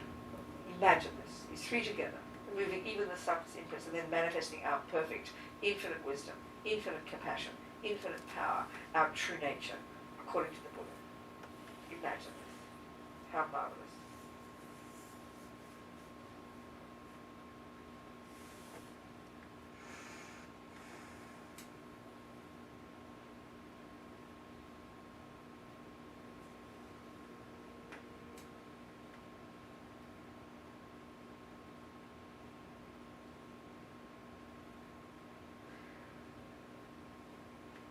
So you now imagine that the lotus that Lama Tara is sitting on, the one her right foot is resting on, just dissolve it up into light into her body. Imagine this. And she very happily comes and sits above our crown, facing the same way as us. Just imagine. Even if you can't see it well, it doesn't matter, just think it, it's okay. So then very happily, Lama Tara happily delighting to be delighting. She dissolves into green light and then merges. She dissolves into our crown, and then you imagine the energy of Guru Tara's body, speech and mind merge with my body, my speech and my mind. Just imagine that she dissolves into you, all these qualities that she represents. This becomes you. Imagine this. As Lama Yeshe says, union oneness. Just imagine this.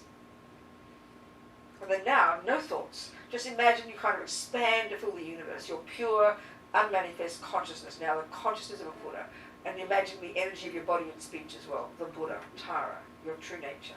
But just imagine now your wisdom, compassion, just kind of expand into the universe. Limitless, vast, perfect, clear, your true nature. And just about a minute, no thoughts. No thoughts. Blissful, clear, sharp, compassionate, wise.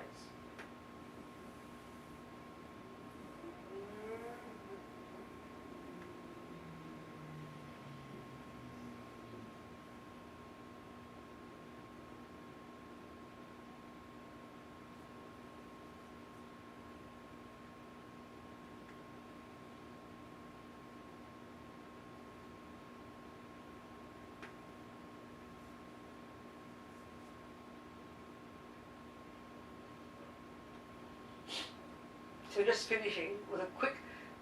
This is just creating the course for us to become a Buddha. So now we're going to think, well, this is fine for me. I'm a Buddha now. What am I going to do? Well, the only reason I become a Buddha is to help others. So just quickly finishing with this few minutes, imagining the whole universe full of all the sentient beings, and they're divided into the friends, enemies, and strangers. There's no fourth category. So right in front of you, eyeball to eyeball, some of your objects of your aversion. We don't like to use the word enemy, but this is a good word. The objects of aversion, beings you don't like, people who've harmed you. Even a couple, put them right there. And imagine the others there as well. Could be certain races, it could be certain countries, whatever. Right there in front of you, eyeball to eyeball.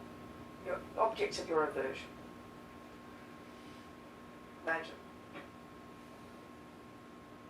And to the left, your beloveds, the object of your attachment. Imagine this. Right there. And now to the right, behind, above, below, the sides, as far as the horizon goes, all the others. Guess what? They're called the strangers. And who are they? They're beings who've neither harmed nor helped us, and about whom we couldn't care less, isn't it? We adore the friends, we hate the enemies, and we couldn't care about the rest. They can all fall off the planet. We don't care. Friends, enemies, and strangers. There's no fourth category. The whole universe full. Imagine. And imagine them all in the form of humans, which is the form they can get enlightened in. Imagine. Just quickly think. And now think, now I'm a Buddha. What else? I'm going to help them. Of course I am. It's my job. So from our hearts, we imagine first into the enemies, then to the friends, then to all the strangers. Trillions of tiny little green taras zap out from our heart. Just try to imagine, first of all, taking away all the suffering of these unhappy people, of our beloveds and all the strangers. And all the little taras go out to the sides and above, below, everywhere. Taking away the suffering of all sentient beings. Because you know what? All sentient beings don't want to suffer. Imagining this. Om Tare Ture Swaha. Om Tare Ture Swaha. Om Tare Ture Swaha. Om Tare Ture Swaha. Om Tare Ture Swaha. Om Tare Ture Swaha. Imagine now all the suffering gone. Imagine. How amazing. Taras go out again. This time giving them everything they need, giving them their happiness. Taking away their suffering, that's the practice of compassion. Giving them what they want is the practice of love. This is the essence of the compassion work, So now imagining all your enemies, your friends, your strangers, having everything they need as we send out the taras again, just imagine. And this time also, now they turn into their tara. They achieve their Buddhahood, the potential of every living being. Everyone's got the same. So you turn them now, you imagine all them turning into their own tara. Trillions of green taras pervading the universe. Imagine they all turn into tara. As we send out the thousands, millions of taras from our heart. Om Tare Ture Swaha. Om Tare Ture Swaha. Om Tare Ture Swaha. Om Tare Ture Swaha. Om Tare Ture Swaha. Om Tare Ture Swaha.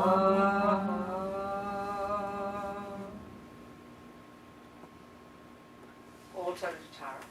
How incredible.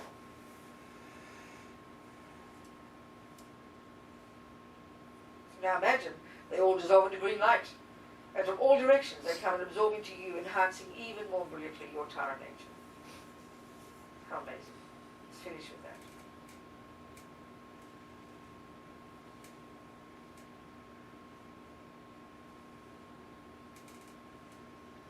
And now thinking, like bodhisattvas, my body and my speech, this is what others see.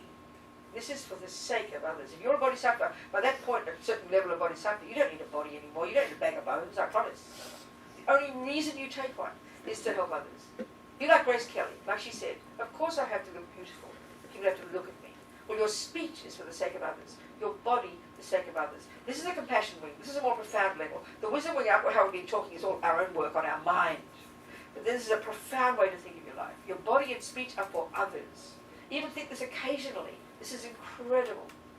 And then your mind, that's your business.